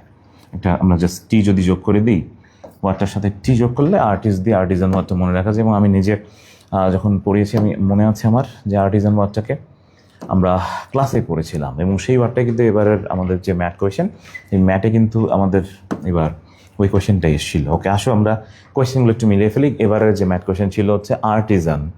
ওকে, an artist, producer, craft person নাকি ক্রাফট। ওকে, তোমরা আজকে কিন্তু রিভিউ দিয়েছো প্রত্যেকেই, এবং সবাই পড়ে ফেলছো ম্যাথ কোয়েশ্চেন। বিসিএস এবং ডেন্টাল ঢাকা ভার্সিটি কোয়েশ্চেনগুলো আমাদের পড়া ছিল, প্রত্যেকে পড়ে ফেলেছো। ওকে, আমাকে একটু জানাতে হবে যে আমরা যেগুলো পড়ছি সেগুলোর তোমাদের কিন্তু রিভিউ নিচ্ছি এবার। হ্যাঁ, কষ্ট করে আমাকে একটু জানাবে। ওকে, প্রত্যেকে আগের কমেন্ট লিখতেছো। ওকে, ভেরি গুড। হ্যাঁ, আসবো যেটা, সেটা হচ্ছে এবারে ম্যাথ কোয়েশ্চেন। বলবা আর্টিজান শব্দটার সিমিলার কি হবে। ওকে, লিখে ফেলছো তুলি, ভেরি গুড। বাকিরা লিখে ফেলো। Craft person. Okay, very good, C correct. আসো অ্যালুরিং, এসছে পরীক্ষায় ঢাকা ভার্সিটিতে। ওকে, আমাকে বলতে হবে উত্তর, আনসার অ্যালুরিং। ওকে, অ্যালুরিং হতে পারে কি আনএক্সপেক্টেড, টেম্পটিং, ডিসঅ্যাপয়েন্টিং নাকি অর্ডিনারি। ওকে, যারা পড়েছো আমাকে কমেন্টে জানাবে প্রত্যেকেই। অ্যালুরিং ওয়ার্ডটাকে মনে রাখা যায়, কীভাবে মনে রাখা যায় জানো? আমি একটু মনে রাখি ভাবে, সেটা হচ্ছে এটাতে অ্যালু, আমরা যদি এভাবে বলি অ্যালুরিং, আমি একটু এভাবে মনে রাখি অ্যালুরিং। যদি ডিরেক্ট পড়তে চাও ডিরেক্ট পড়তে পারো। অ্যালুরিং আসলে মূলত আমাকে একটু নাম্বারিং করে একটু 2 নাম্বার এসি। অনেকে পড়ে ফেলছো, ভেরি গুড। তাহলে অ্যালুরিং তো টেম্পটিং হয়, ভেরি গুড আনসার ওটাই। পার্সিমনি, একটুই বলছিলাম পার্সিমনি আছে, তাই না? পার্সেজার মনি আছে বা মানি আছে, সে কি মাইজার বা কৃপন। তাহলে মাইজারলিনেস হচ্ছে তোমার এটার উত্তর। অ্যাপিস, অ্যাপিস ওয়ার্ডটা কিন্তু আমরা সবাই জানি। অ্যাপিস ওয়ার্ডটা হচ্ছে তোমার, ওকে কমেন্টে জানাও, প্লাকেট, রিসার্চফুল, মেন্ডার নাকি এনরেজ। ওকে, কমেন্টে জানিয়ে ফেলো প্রত্যেকেই। জানাবো কোনটা, 4 নাম্বারটা উত্তর জানাবে আমাকে। অ্যাপিস, অ্যাপিস ওয়ার্ডটা মূলত পিস থেকে আসছিল, ভার বানানোর জন্য হচ্ছে যোগ করা হয়েছে। তো একটু জাস্ট জানাবে অ্যাপিস মূলত কি হবে। অ্যাপিস, ওকে। অ্যালুরিং, টেম্পটিং লিখে ফেলছো, ভেরি গুড। অ্যাপিস হচ্ছে placket. Okay, so this your answer. আসে এবার হোমোজেনাস। হোমো মানে সেম, হোমো মানে সেম, হোমো মানে সেম, সেম কাইন্ড যেটা, সেটা হচ্ছে হোমোজেনাস। ওকে, ওয়ার্ডের রুট ধরে পড়া যায় কিন্তু। হ্যাঁ, ওয়ার্ডের রুট ধরে পড়লে আর দ্রুত মনে থাকে। হোমো মানে হচ্ছে সেম, হেটেরো মানে আলাদা, অমনিপটেন্ট। দেখবা আমাদের নর্মালি অমনি দিয়ে অনেকগুলো ওয়ার্ড আছে। অমনি মানে হচ্ছে অল বা সুপ্রিম। তো এইগুলো এইভাবেও পড়া যায়। খুব দ্রুত রেসপন্স করতে চাও, মানে খুব দ্রুত যদি তুমি পড়তে চাও, তাহলে তোমার এভাবে পড়লে খুব দ্রুত মনে থাকবে। ওকে, চলে আসো আরও কিছু সিনোনিম অ্যান্টোনিম দেখে ফেলি আমরা। আসো, একটাই বললাম অ্যাসিডিভাস, একটাই পড়ছো অ্যাসিডিভাস। বলো আমাকে অ্যাসিডিভাস কি হতে পারে। রিজেকশন, ডিলিজেন্ট, ইনডোলেন্ট নাকি কেয়ারলেস। ওকে, দেখি কার কার হয়। অ্যাসিডিভাস, অ্যাসিডিভাস একটাই বললাম অ্যাসিডিভাস। বলছিলাম অ্যাস, গাধা। গাধার সাথে মিলিয়ে মনে রাখতে পারো। গাধা কেমন প্রাণী? গাধা হচ্ছে পরিশ্রমী প্রাণী। চার্লেটন মানে হচ্ছে হাতুড়ে ডাক্তার, প্রায় আসে পরীক্ষায়। চার্লেটন যদি বলো তাহলে কি হতে পারে। রিজেকশন, ডিলিজেন্ট, ইম্পোস্টার নাকি কেয়ারলেস। আমরা সবাই জানি ইম্পোস্টার। ওকে, আর্ডিউয়াস। আর্ডিউয়াস মানে কিন্তু হচ্ছে কষ্টসাধ্য, হ্যাঁ, বা আর্জুয়াস, উচ্চারণটা হচ্ছে আর্জুয়াস। তো আর্জুয়াস ওয়ার্ডটা কিন্তু ডিউর বাসা ওয়ার্ড। ওকে, আমাকে একটু জানাতে হবে আর্জুয়াস ওয়ার্ডটার হচ্ছে তোমার সিমিলার কি হতে পারে, হ্যাজার্ডাস, ডিফারেন্ট, প্লেজারেবল, নাকি হচ্ছে ডিফিকাল্ট। আমি একটা জিনিস ছোট্ট করে মনে রাখতে তোমাকে সাহায্য করতে পারি, ডিইউ লেখা আছে ওয়ার্ডটার ভিতরে, এবং আমি যদি বলি এভাবে যে ডিউতে চান্স পাওয়া আসলে কেমন, ডিউতে চান্স পাওয়া কিন্তু একটু কষ্টসাধ্য, তাহলে সেটা কি হতে পারে, হ্যাজার্ডাস, ডিফারেন্ট, ডিফিকাল্ট। ওকে, যেটা ডিফিকাল্ট হতে পারে। আর্ডেন্ট, আর্ডেন্ট কিন্তু কুয়েটে আসছে, এবার কুয়েটে কোয়েশ্চেন, এবং যদি আর্ডেন্ট ব্যাপারটা হচ্ছে, তো আর্ডেন্ট ওয়ার্ডটাকে আমি একটু আমার মতো করে মনে রাখি। মনে করো তুমি কোথাও গেছো, একটা দাওয়াতে গেছো, দাওয়াতে যাওয়ার পর তুমি এবার মনে করো দাওয়াতে দিয়েছে বিরিয়ানি, এবার তুমি বলতেছো কি যে আরেকটু দেন, আর দেন মানে আরেকটু দেন, মানে আরেকটু বিরিয়ানি দেন। এটা কিন্তু আমরা কি সহকারে বলি, আগ্রহ সহকারে বলি, তাহলে এগার হবে ওয়ার্ডটার উত্তর। আর্ডেন্ট ওয়ার্ডটাকে মনে রাখবা কি দিয়ে, আর দেন, আরেকটু দেন, কি দেন, আরেকটু বিরিয়ানি দেন। তো দিস ইজ আর্ডেন্ট। এবারের কিন্তু কুয়েটে কোয়েশ্চেন আসো, এবার আমাকে বলবা হচ্ছে অমনিপটেন্ট। একটাই বলছিলাম যদি অমনি আসে, অমনি মানে অল বা সুপ্রিম, অমনি মানে অল, অমনি যদি আসে মনে রাখবা অল বা সুপ্রিম, হ্যাঁ, অল বা সুপ্রিম। অমনি মানে হলো অল বা সুপ্রিম। অমনি দিয়ে যতগুলো ওয়ার্ড সব অল বা সুপ্রিম। কি বলছি, অল বা সুপ্রিম। ওকে, সুপ্রিম উত্তর। নার্সিজম, নার্সিজম হচ্ছে যদি বলা হয় নার্সিজম ওয়ার্ডটাকে আমি একটু এভাবে মনে রাখি, সেটা হচ্ছে নার্সিজম, না মানে নারী। ওকে, নারীরা কেমন হয়, নারীরা সবসময় হয় সেলফিশ, মানে সেলফ লাভ। ওকে, নার্সিজম হচ্ছে সেলফ লাভ, নিজেকে ভালোবাসা। এমব্যালিশ, একটুকে বলছি এমব্যালিশ কিন্তু বেলি ফুল, বেলি দিয়ে মনে রাখবো, বেলি দিয়ে কী করি আমরা, ঘর সাজাই। ওকে, অ্যালোকেট, অ্যালোকেট মানে বরাদ্দ, মানে কেটে ফেলা। অ্যালোকেট ওয়ার্ডটাকে আমি অবশ্যই মনে রাখি এভাবে, ওটা শেষে কেট লেখা আছে, মানে কেটে ফেলা। কেটে ফেললে কি হয়, কোনো কিছু কেটে ফেললে কোনো কিছু বন্টন হয়, ডিস্ট্রিবিউট হয়। ওকে, তাহলে অ্যালোকেট হচ্ছে ডিস্ট্রিবিউট। আসো হ্যামলেট, এটা আমাদের ম্যাথ কোশ্চেনও, হ্যামলেট কিন্তু এসছে পরীক্ষাতে। সো হ্যামলেট হচ্ছে যদি বলা হয়, হ্যামলেট হচ্ছে ইংল্যান্ডের ছোটো ছোটো গ্রামকে হ্যামলেট বলা হতো, স্মল ভিলেজ। হ্যামলেট লিখছে কিন্তু উইলিয়াম শেক্সপিয়ার, এবং এটা কিন্তু আমাদের লিটারেচারের কোয়েশ্চেন, জানো কি না, লিটারেচার থেকেও ম্যাথ কোয়েশ্চেন আসছিল। হ্যামলেট কার লেখা, হ্যামলেট হচ্ছে উইলিয়াম শেক্সপিয়ারের লেখা। ওকে, এবং এটা কিন্তু আমাদের ম্যাথ কোয়েশ্চেন। তোমরা সবাই জানো কিনা, লিটারেচার থেকে আমাদের কয়েকবার কোয়েশ্চেন আসছে, এবং লিটারেচারের সবচেয়ে বেশি কোয়েশ্চেন আসে হচ্ছে মেইনলি উইলিয়াম শেক্সপিয়ার থেকে। তো হ্যামলেট কিন্তু উইলিয়াম শেক্সপিয়ারের ছেলের নামও ছিল। যাই হোক, এগুলো আমরা অন্য ক্লাস দেখবো, আপাতত আজকে না। অ্যাস্টিউট, অ্যাস্টিউট ওয়ার্ডের ভিতরে আমি দেখলাম টিউট, এটাকে টিউট না বলে টাউট বলা যায়। ওকে, যদি বলো টাউট, লোকটা টাউট, তার মানে কি হতে পারে, শিউড, ইকোনমিক, অ্যাকিউট। ওকে, শিউড মানে ধরতে বা চালাক। অ্যাস্টিউট ওয়ার্ডটাকে কীভাবে মনে রাখতে পারো। ওকে, সো জাস্ট আমাদের মূলত হচ্ছে আজকে মেইনলি হচ্ছে ইংরেজি প্রতি ভালোবাসা বোধ বাড়ানোর জন্য ক্লাস ছিল মূলত। ইংরেজিতে অনেকে বিরক্ত হচ্ছি যে ইংরেজি ভাল লাগে না, আমাদের ইংরেজি খুব বিরক্তি লাগে, ইংরেজিতে কনফিউশন তৈরি হচ্ছে প্রচুর। এমসিকিউ হোক অথবা রিটেন, মানে নর্মালি হচ্ছে আমাদের একেবারে সলিড সেকশন হোক, যেখানেই হোক না কেন, তুমি অ্যাপ্লাই করতে যদি পারো টেকনিক, তাহলে দেখবা যে তুমি কোশ্চেন দাগাতে পারতেছো খুব দ্রুত। এখন তোমার ব্রেন যদি অনেক বেশি ভালো হয়, ওকে আলহামদুলিল্লাহ, তোমার জন্য কোনো নিমোনিক লাগবে না, তুমি জাস্ট সলিড মুখস্থ করে যাও। বাট তুমি 1200 বার মনে রেখে রিভিশন করতে কষ্ট হবে এই বছর, এই জন্য আমাদের এই প্রসেসটা মূলত। ওকে, আমার সিনোনিম অ্যান্টোনিমের প্রসেসটা ভালো লাগলে একটু কমেন্টে জানাতে হবে যে না ভালো লাগছে। সিনোনিম অ্যান্টোনিম এভাবে পড়া যায়, মুখস্থ না করেও ইংরেজি মুখস্থ করা যায়, না করেও কিন্তু ইংরেজি সলভ করা যায়। আমি জাস্ট আগামী 2-3 মিনিটের ভিতরে তোমাদের প্রিপোজিশন কীভাবে মেলাতে হয় সেটা একটু দেখিয়ে দিয়ে যাচ্ছি, কারণ আমাদের এই 3টা কনফিউজিং টপিক এত বেশি কনফিউজ করে ফেলে, আমাদেরকে ঝামেলা করে ফেলে। আমরা একটু জাস্ট খেয়াল করে, তোমরা তো রিসেন্টলি পড়ছো, সেই পড়া জিনিসগুলোই আমি মূলত তোমাদের হচ্ছে আমি রিভিশন করিয়ে দিচ্ছি। ওকে, কালকে আমাদের পার্সোনাল স্পিচ আছে এক্সাম, সেটা অল্প একটু জাস্ট 2 মিনিটের ভিতরে দেখিয়ে দিচ্ছি। আমাদের আগামী আর 5 মিনিট থাকলে হবে, প্রত্যেকে 5 মিনিট থাকো। দেখো, we work everyday except Friday, প্রত্যেকের মুখস্থ আছে যে এটা হচ্ছে প্রিপোজিশন নাকি, we work everyday except Friday, এটা আমরা নর্মালি যদি বলি এটা প্রিপোজিশন হিসেবেই সবাই মুখস্থ করে ফেলছে। ওকে, এবং সবাই জানি এটা ম্যাথ কোয়েশ্চেন, এবং আমরা এটা রিসেন্টলি হচ্ছে আমাদের আজকেও রিভিউ ছিল, এবং আজকে রিভিউ তোমরা ইংলিশ সুন্দর করে পড়ে ফেলছো, এবং সবাই জানি এটা প্রিপোজিশন। ওকে, প্রিপোজিশন, এখন কেন প্রিপোজিশন ছোট্ট করে বলি। দেখো, ফ্রাইডে নাউন, যদি কোনো ওয়ার্ড নাউন বা প্রোনাউনকে যুক্ত করে তার নাম প্রিপোজিশন। কোনো ওয়ার্ড যদি নাউন বা প্রোনাউনকে যুক্ত করে তার নাম প্রিপোজিশন, সোজা হিসাব। Friday noun except preposition. আসো, when Ushoshi enter dash the room, খেয়াল করবে এন্টারের পরে যদি প্রবেশ বোঝায় সেখানে কোনো প্রিপোজিশন বসে না। কি বলছি? এন্টারের পরে যদি প্রবেশ বলে তাহলে সেখানে কোনো প্রিপোজিশন বসে না ইংলিশে। হ্যাঁ, তোমাদের তো আজকে কোশ্চেন ব্যাংক ছিল, এই জন্য আমি একটু মিক্স করে কোশ্চেন ব্যাংকের কিছু ট্রিকি জায়গাগুলো একটু পড়িয়ে দিচ্ছি। হয়তো তোমরা গড়ে মুখস্থ করেছো, বাট এটাকে একটু টেকনিক্যালি রুল দিয়ে মনে রাখলে খুব দ্রুত মনে রাখতে পারবা, এই জন্য জাস্ট এই প্রসেসটা। তাহলে এন্টারের পরে প্রবেশ বললে কোনো প্রিপোজিশন বসে না। আসো, Dourin will discuss the issue with Nasir dash ফোনটা বিসিএস কোশ্চেন কিন্তু খেয়াল রাখবে, যদি শুধুমাত্র ফোন থাকে, শুধুমাত্র ফোন হলে সেটা বাই ফোন। ব্লাঙ্কের পরের ওয়ার্ডটা যদি শুধু ফোন হয় তাহলে সেটা বাই ফোন। ব্লাঙ্কের পরের ওয়ার্ডটা যদি শুধু ফোন হয় তাহলে সেটা বাই ফোন। ওকে, কি বলছি? ব্লাঙ্কের পরের ওয়ার্ডটা যদি শুধু ফোন হয় তাহলে সেটা বাই ফোন বসবে, সেখানে বসে বাই।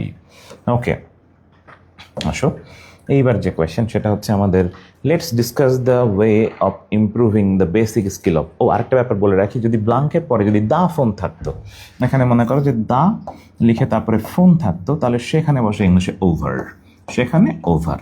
ওকে, ঘোরাতে পারে, খেয়াল রাখবা। যদি বলা হয় যে দা ফোন, মনে করো এখানে আমাদের ডিটারমিনার প্লাস ফোন যদি থাকতো তাহলে সেইখানে বসতে হচ্ছে ওভার। ডিটারমিনার প্লাস ফোন সাইডে কিন্তু একটু বড়, বড় হলে বড় প্রিপোজিশন, ফোন শুধু ফোন ছোট, ছোট প্রিপোজিশন বাই। মনে রাখি আমি এইভাবে, জাস্ট বড় যেটা বড়টার জন্য বড় প্রিপোজিশন, ছোটটার জন্য ছোট প্রিপোজিশন। আসো পরেরটা, let's discuss the way of improving the basic skill of English. খেয়াল করো, নর্মালি ডিসকাসের পরে প্রিপোজিশন বসে না, তার মানে এটাতে নো প্রিপোজিশন হবে উত্তর। আসো, it is Akash dash the phone, কিন্তু ঝামেলা হচ্ছে একটা, দা ফোনের আগে কি বললাম? ওভার। কিন্তু প্রবলেম হচ্ছে একটাই, এইখানে যে ভার্বটা ছিল এই ভার্বটা ছিল উইল। সাবজেক্টে পরে ভার্ব যদি হয় বিভার্ব, ভার্বটা যদি হয় বিভার্ব, কি বলছি? ভার্ব যদি হয় বিভার্ব, সেইখানে ফোনের আগে বসে হচ্ছে অন। ভার্ব যদি হয় বিভার্ব, সেটার জন্য ফোনের আগে কিন্তু অন বসবে, এবং ওখানে দা ফোনই হয় সাধারণত। ভার্বটা যদি হয় বিভার্ব মানে am is are was were, তখন সেইখানে হবে কিন্তু অন। বাকি ভার্বগুলোর জন্য বাই বা ওভার। ব্যাপারটা ক্লিয়ার কিনা? আজকে পড়েছো এই ব্যাপারগুলো, অনেকে ইনবক্স করছিল আমাকে, এই জন্য মূলত আমাদের এটা একটু কাভার করে দিচ্ছি, কারণ অনেকেরই প্রবলেম ছিল। অনেকেই আমাকে বলতেছিল যে ভাইয়া এটা একটু ক্লিয়ার করে দেন, কারণ আমার প্রিপোজিশন প্যাঁচাচ্ছে প্রত্যেকের। আসো, আমরা কাদের কাকু, যাকে আমরা হয়তো ভুলে গেছি, স্মরণ করিয়ে দিই। কাদের কাকু বা কাউয়া কাদের যাকে বলতাম আমরা, তো ইজ অ্যাংরি বা অ্যানয়েড ড্যাশ ইজ মিসকন্ডাক্ট। খেয়াল করবো একটা জিনিস, দুইটা জিনিস কিন্তু আমাদের একটু ভোলায়, সেটা হচ্ছে কি অ্যাট কোথায়, উইথ কোথায়। কোনো ব্যাপারে যদি হয় তাহলে সেটা হয় অ্যাট। অ্যানয়েড মিসকন্ডাক্ট একটা ব্যাপার, তাহলে এটাতে হবে অ্যাট। ব্যক্তি হলে হয় উইথ। ওকে, ব্যক্তি যদি হতো তাহলে সেখানে হতো এখানে উইথ। ব্যাপারে হলে ইংলিশে বসে অ্যাট। এটা অ্যাংরি হোক, অ্যানয় হোক, অথবা হচ্ছে আমাদের সারপ্রাইজ হোক, মার্ভেল হোক, ঠিক আছে, অথবা হচ্ছে এই টাইপের যে ওয়ার্ডগুলো আছে সেই জায়গাগুলোতে আমাদের কিন্তু অ্যাট বা আমাদের উইথ প্রচুর ঘোলায় কিন্তু। হ্যাঁ, ব্যাপারটা একটু ক্লিয়ার করে দিয়ে যাই। মনে করো অন্ধ যদি হয়, চোখে অন্ধ। ওকে, মনে করো কেউ একজন অন্ধ, ব্লাইন্ডের পরে দুইটা প্রিপোজিশন একটু বেশি ঘোলায়, একটা হচ্ছে চোখে অন্ধ বা অন্ধত্ব যদি হয় তাহলে সেটা হচ্ছে অফ। ওকে, আর যদি মনে করো যে তুমি উদাসীন বা দেখে না দেখার ভান করতেছো, সেটা হচ্ছে ব্লাইন্ড টু। ওকে, ছোট্ট করে লিখে রাখো, একটাই লেখো চোখ, একটাই তোমাকে এঁকে ফেলো। ব্লাইন্ড অফ হচ্ছে অন্ধত্ব বোঝায়। ওকে, তাহলে হাউন uncle is blind dash one eye, লোকটার চোখ নাই, অন্ধ, তার মানে এটা ব্লাইন্ড অফ। ওকে, আর যদি বলা হয় এভাবে যে Harun is blind dash is son's fault, এবং এটাতে খেয়াল করছো কি না, এইটাতে হচ্ছে উদাসীন বোঝাচ্ছে, দেখে না দেখার ভান বোঝাচ্ছে, এটা হচ্ছে ব্লাইন্ড টু। তো ব্লাইন্ড অফ হচ্ছে অন্ধত্ব বোঝায়, ব্লাইন্ডনেস, আর ব্লাইন্ড টু হচ্ছে উদাসীনতা বোঝায়, দেখে না দেখার ভান করা। প্রায় ঘোলায় বার্স্ট, বার্স্ট থেকে কিন্তু অনেকগুলো কোয়েশ্চেন তোমরা ইনবক্স করছিলা, এটা নিয়ে মূলত একটু কনফিউশন তৈরি হয়, জাস্ট ক্লিয়ার করে দিই। বার্স্ট, লাফিং বা ক্রাইং, ইং। ওকে, লাফিং বা ক্রাইং আইএনজি যদি হয়, খেয়াল রাখবা আইএনজি যদি থাকে ওয়ার্ডের শেষে, সেটাতে বসে হচ্ছে আউট। আইএনজি হলে আউট, মিলেছে কিন্তু, আইএনজি হলে আউট। আইএনজি যদি হয় তাহলে সেটা আউট, আইএনজি যদি হয় তাহলে সেটাতে বসে আউট। ওকে, তো লিখছিলাম কি প্রিন্স মামুন বার্স ড্যাশ লাফিং বা ক্রাইং। প্রিন্স মামুনের নাম তো চিনো সবাই, তো সে লাফিং বা ক্রাইং মানে কাঁদতেছে অথবা হাসতেছে, যদি ওয়ার্ড হয় আইএনজি তাহলে সেখানে বসে আউট। আর ওদিকে ব্লু ফেরি লায়লা, এনার নামও তো শুনছো সবাই, ব্লু ফেরি লায়লা। তারপরে ছিল বার্স ড্যাশ লাফটার বা টিয়ার্স, ওয়ার্ডটা নাউন, নাউন হলে হয় হচ্ছে ইনটু। ব্যাপারটা যেন মনে থাকে। প্রিপোজিশনের কিছু ট্রিকি জায়গা আছে, এটা প্রচুর ঘোলায়। ডাইগুলো ঘোলায়, ডাই থেকে আমাদের অনেকবারে ম্যাথ কোয়েশ্চেন আছে, ডাই থেকে প্রচুর কোয়েশ্চেন আসছে বিগত সালে। একটু একবার ক্লিয়ার করে দিয়ে যাই। মনে করো আনোয়ার হোসেন, বাংলা মুভি যারা দেখছো তারা তো দেখছোই, উনি হার্ট অ্যাটাক করে মরে যেত। ওকে, যদি আমাদের রোগে মারা যায় তাহলে সেটা কিন্তু অফ। কি বলছি? রোগে মারা গেলে অফ। রোগে মারা গেলে হচ্ছে প্রিপোজিশন অফ। প্রত্যেকে লিখে ফেলো, রোগে মারা গেলে অফ। রোগে যদি মারা যায় সেটা অফ। কেউ যদি রোগে মারা যায় তাহলে সেটা হচ্ছে প্রিপোজিশন ডাই অফ। ডায়ের পরে কিন্তু অনেকগুলো প্রিপোজিশন বসে, এখানে অনেকগুলো ম্যাথ কোয়েশ্চেন আছে আমাদের।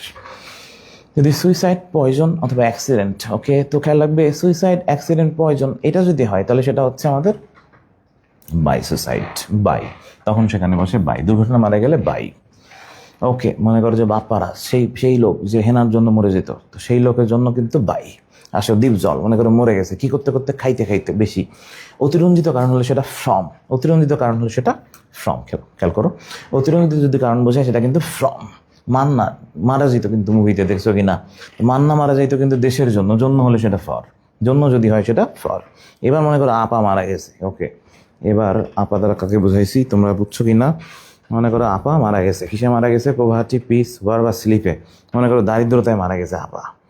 ওকে, যদি কেউ নর্মালি হচ্ছে যুদ্ধ, দারিদ্র বা শান্তি এটাই মারা যায় তাহলে সেটাই হয় ইন হয়। কি হয়? ইন হয়। হ্যাঁ, সেটাই বসবে হচ্ছে ইন। তাহলে বলো তো এটা কি হবে? এটাই হবে হচ্ছে ইন। তাহলে যুদ্ধ, দারিদ্র, শান্তি অথবা হচ্ছে ঘুমের ভিতর মারা গেলে সেটা ইন। যদি হয় কখনো হচ্ছে দেশের জন্য সেটা ফর। অতিরঞ্জিত কারণ over eating, over work, over exercise, own injury, hunger হলে সেটা ফ্রম বসবে।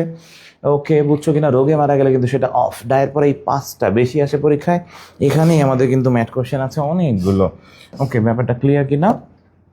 আমরা যেটা করবো সেটা হচ্ছে অল্প একটু পার্সেল স্পিচ দেখে যাই, কারণ কালকে আমাদের পার্সেল স্পিচের এক্সাম আছে। আমি জাস্ট শর্ট ট্রিক্সে লিখে দেবো, মাত্র 2 মিনিট লাগবে আমাদের, আর 2 মিনিট পরে ক্লাস শেষ। তোমরা জাস্ট শর্ট ট্রিক্সে ইংলিশ পড়বা, এবং কালকের এক্সামটা যেন ভালো হয় সেই জন্য জাস্ট একটু ক্ষুদ্র প্রচেষ্টা। খেয়াল করছো কিনা? একটু আগে বলেছিলাম ভার্ব প্লাস যদি আইএনজি হয়, হ্যাঁ, যদি ভার্ব প্লাস আইএনজি হয় তখন তোমার অপশন হচ্ছে জাস্ট 2টা। ভার্ব প্লাস আইএনজি যদি হয় তখন কোয়েশ্চেনে তুমি দাগাবে হচ্ছে হয় পার্টিসিপল, না হলে জেরান্ট। ওকে, কি বলছি? ভার্ব প্লাস আইএনজি যদি কখনো কোয়েশ্চেনে আসে তখন তোমার কাজটা হচ্ছে তুমি সেখানে দাগাবা হচ্ছে হয় পার্টিসিপল, না হলে জেরান্ট। কি বলছি? পার্টিসিপল বা জেরান্ট। ওকে, আরেকটু আগে বলছিলাম যদি ইট দিয়ে রিপ্লেস হয় তাহলে সেটা জেরান্ট। যেমন রিডিং ইজ মাই হবি, এইখানে ইট দ্বারা যদি রিপ্লেস করি তাহলে ইট ইজ মাই হবি, মিলে গেছে, তাহলে এইটা হবে হচ্ছে জেরান্ট। ওকে, এগুলো কিন্তু সব পার্সেল স্পিচ। কালকে যে এক্সামটা আছে সেই এক্সামের জন্য আমি জাস্ট 2 মিনিটে শর্ট ট্রিক্স দেখিয়ে দিচ্ছি। এই ট্রিক্সে পড়লে তোমার দ্রুত মিলে যাবে কোশ্চেন শিওর। আসলে আই লাইক রিডিং, এইখানে নর্মালি যদি বলা হয় এভাবে, ওকে,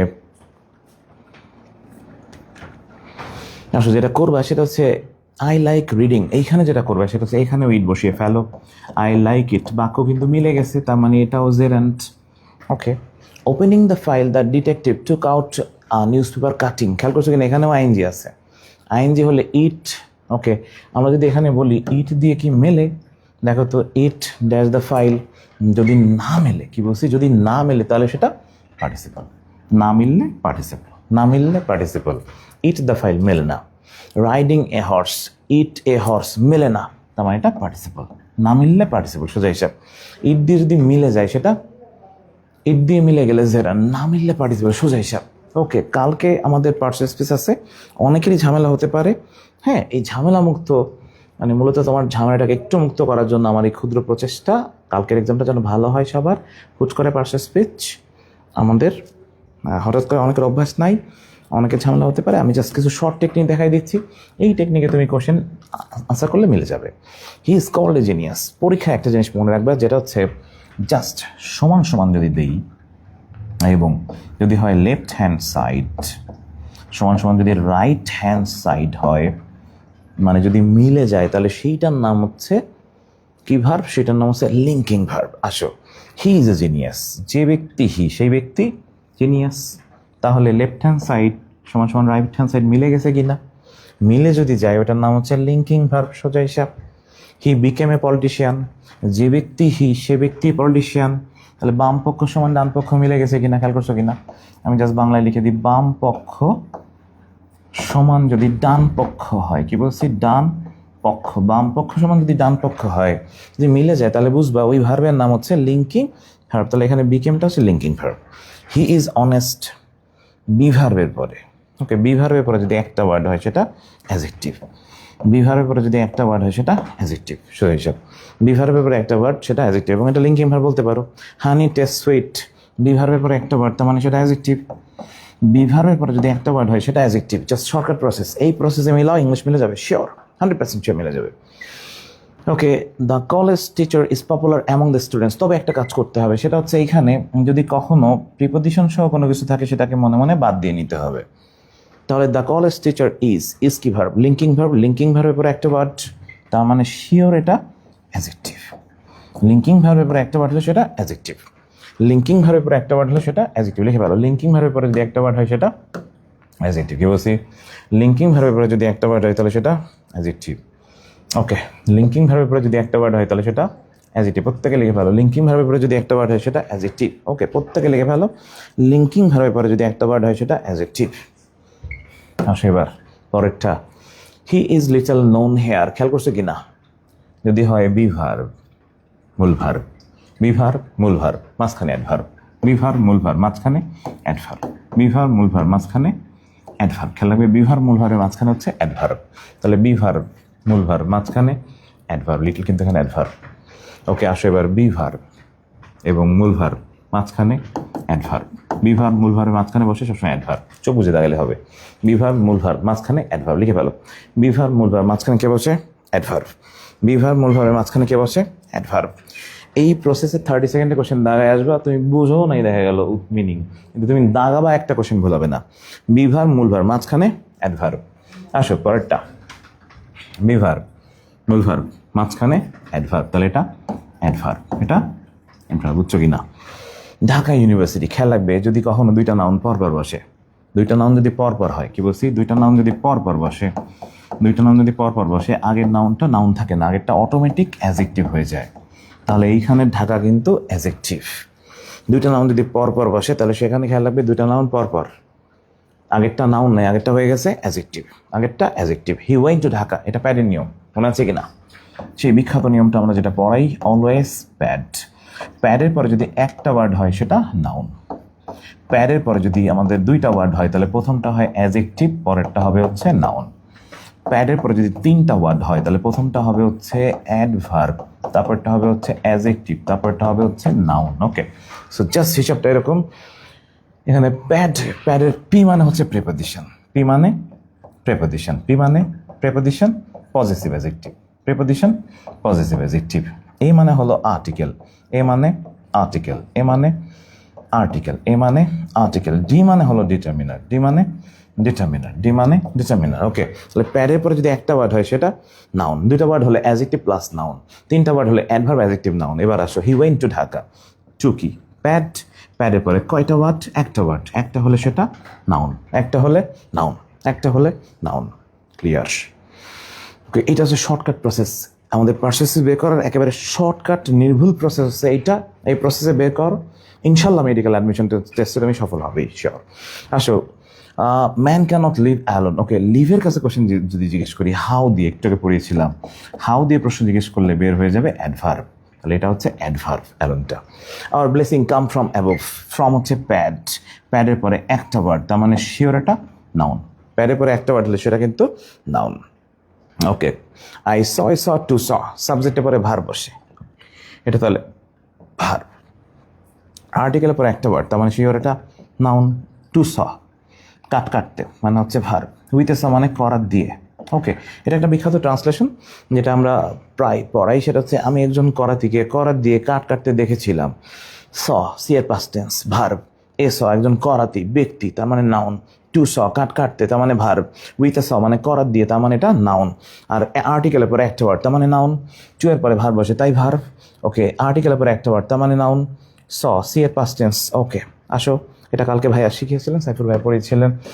ওকে, the writing of good letter, the plus verb plus ING plus of. কি বলছি? The plus verb plus ING plus of, এটাকে বলে ভার্বাল নাউন, এটাকে বলে ভার্বাল নাউন। ম্যাথ কোশ্চেন কিন্তু, the plus verb plus ING plus of, এটাকে বলে verbal noun, verbal noun.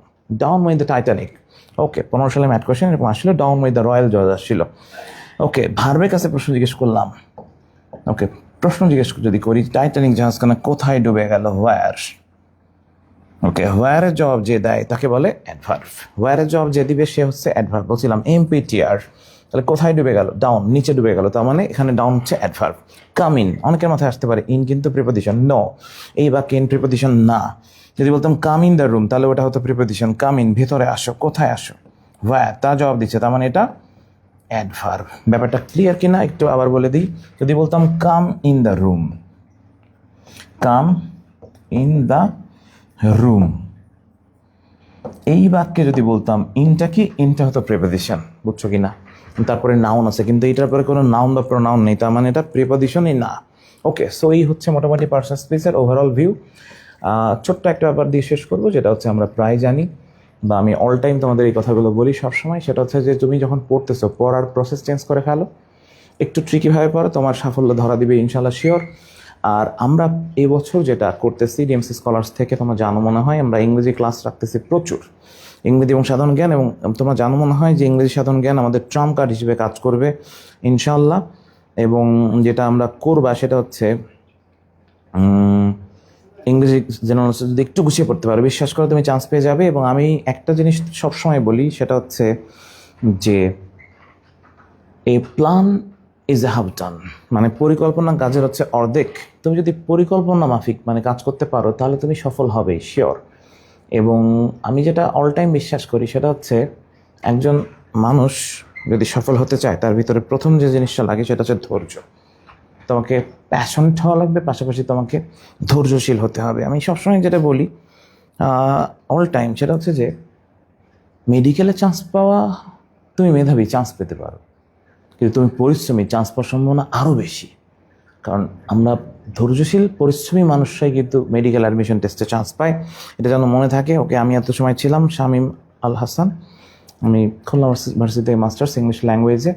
ইংরেজিটাকে সহজ করার যে রেভলিউশন, এই রেভলিউশনের চেষ্টা করে যাচ্ছি একটু কনসেপ্ট ক্লিয়ার করার জন্য। মানে ইংরেজি নিয়ে অনেকের একটা বড় প্রবলেম আছে কি, সবাই মনে করে যে ইংরেজি আসলে মুখস্থ করতে হয় প্রচুর, ভয়াবহ লেভেলে মুখস্থ করতে হয়, বা ইংরেজি অনেক বড় টাফ জিনিস, সিনোনিম অ্যান্টোনিম বাদ দেন, এরকম অনেক ব্যাপার তোমাদেরও মনে হয়, হয়তো বা মনে হতে পারে। বিশ্বাস করো, কোয়েশ্চেন তুমি যদি একটু ট্রিকিভাবে পড়তে পারো তাহলে মনে থাকবে। দেখো আমরা অনেকগুলো রুলস কিন্তু পড়ে ফেলছি আমরা 1-2 ঘন্টার ভিতরে। ওকে, ক্লাসটা কেমন ছিল একটু রিভিউ দিতে হবে সবার, একটু কষ্ট করে একটু লিখে ফেলো যে ক্লাসটা আমাদের কেমন ছিল, ইফেক্টিভ ছিল কি না, এইটা একটু সবাই লিখবে। এটা সবার প্রতি রিকোয়েস্ট থাকবে যে একটু হলেও তুমি নতুন 2-1 লাইন শিখছো কি না।